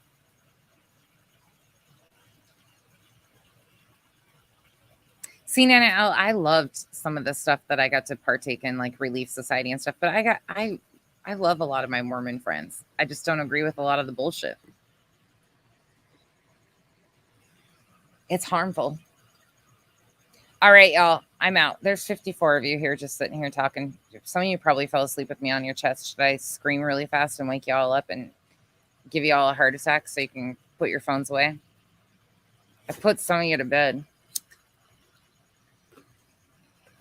Thanks for hanging out with us tonight and talking about this shit. But I wanted to take it a step back because this is something I'm hearing a lot. I'm hearing a lot about how they're comparing this to the Duggars. And yes, of course, there's things you can pick out that definitely are similar.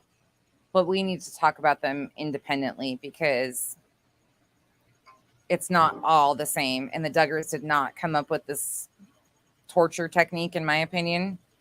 This was being used a long time ago. It's been written about in many books on extreme parenting. A lot of people use it. A lot of people around you probably use it and you didn't even realize it. Oh, no, functions. I will, Kay. Thank you, guys. Have a good day, Beth. Good night, y'all. Good night, everybody. Oh, yeah, Beth, it's daytime over there probably for you. Have a wonderful day. It's Monday for you already. Have a wonderful sorry week. About that. It is Monday, isn't it? Mhm. Ooh, that sucks. And any of our UK people, too. I think it's Monday for them, too, isn't it? They get kicked in the nuts with it. It might not be yet. It might be middle of the night over there. I don't remember how far ahead some of them are. Well, anyway, everybody have a good night or day or whatever you're in. We'll see you guys back probably tomorrow. Maybe tomorrow, if not Tuesday. And we, again, in case you didn't catch the beginning of this, I am separating out my goofy ass content, my bug hunting, everything like that will be over on the backup channel. This will be my commentary channel. We'll continue on with all of this stuff, the exploitation. We got a lot of shit to talk about. We're going to have a feller fuck talk. We're going to continue to talk about 8 Passengers. We're going to talk about Tim Ballard. We're going to talk about other influencers and the bullshit that they're using to exploit these families. We're going to talk about it all. So we have years of content that we can get through. Like, seriously, it's ridiculous how much content there is out here to talk about, especially in this arena of things. But if you want the fun bullshit, watching me be a jackass, by the way, I've got 26 and 27 for Scorpions. I got 2 more last night. And the one gave Kyle a fright because it was sitting right behind him and he didn't even know it was there. Yeah. It was climbing up the baseball bat. Weapon of choice. Yeah. So I just on accident scanned over the baseball bat. I wasn't using the baseball bat. I had the hammer in my hand and the flashlight. And I scanned over the baseball bat that was sitting behind this love seat out here on the patio. And there was a scorpion climbing up the baseball bat. So I grabbed the baseball bat. Kyle didn't even know what I was doing. I just reached down and grabbed the baseball bat with the scorpion on it. And as it was climbing up, I moved the baseball bat out so I could knock the scorpion off. Ended up dropping him on the rug and then just pounded him into the rug. And Kyle was like, "What the frick are you doing?" And I'm like, "There's one right here." And he's like, "Shit." It was right under his feet. Yes, Revival, you're allowed. It's midday there already. Huh. Revival made it 2 hours on her blanket. You get a gold star for that shit. Yeah. Functions, if I'm able. Oh, no, never mind. Tomorrow I will not be live. Sorry. In-laws are home. Nope, I will not be live tomorrow. I will be live Tuesday, and it'll be after 12 o'clock our time. So I would say it'll be anywhere from like 1 Pacific Standard Time to 4 Pacific Standard Time. I'm going to try to do a more midday. We're juggling with half days still, and we got Spirit Week this week and all of the things going on. So it'll be a little touch and go, y'all, still for a little bit. It's going to take me a little bit to get back into a complete schedule, but then we are going to start scheduling things out. Like, you'll know these 2 nights, these are the topics that we're going to discuss. And these 2 days, these are the topics we're going to get a schedule going. And I'll be joining in until I get a job. Yep. And Kyle will be joining us more often until he's like back in the swing of things full time. Hey, Keith. Good night, you all.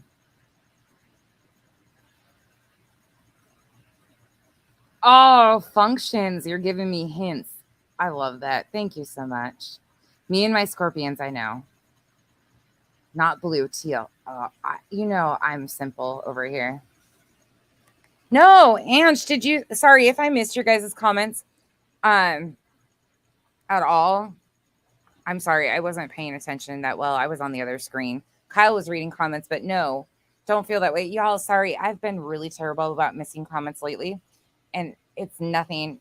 There's a lot of you that I've missed and gone back and read comments, and then I'm like, I can't fucking interact with you guys. The live chat closes out. It's driving me nuts. But no, you definitely didn't offend anybody over here. I'm the queen of offending people, so. Okay, be careful with those critters. I will. All right, y'all. That was a total Midwest goodbye again. Good night, y'all.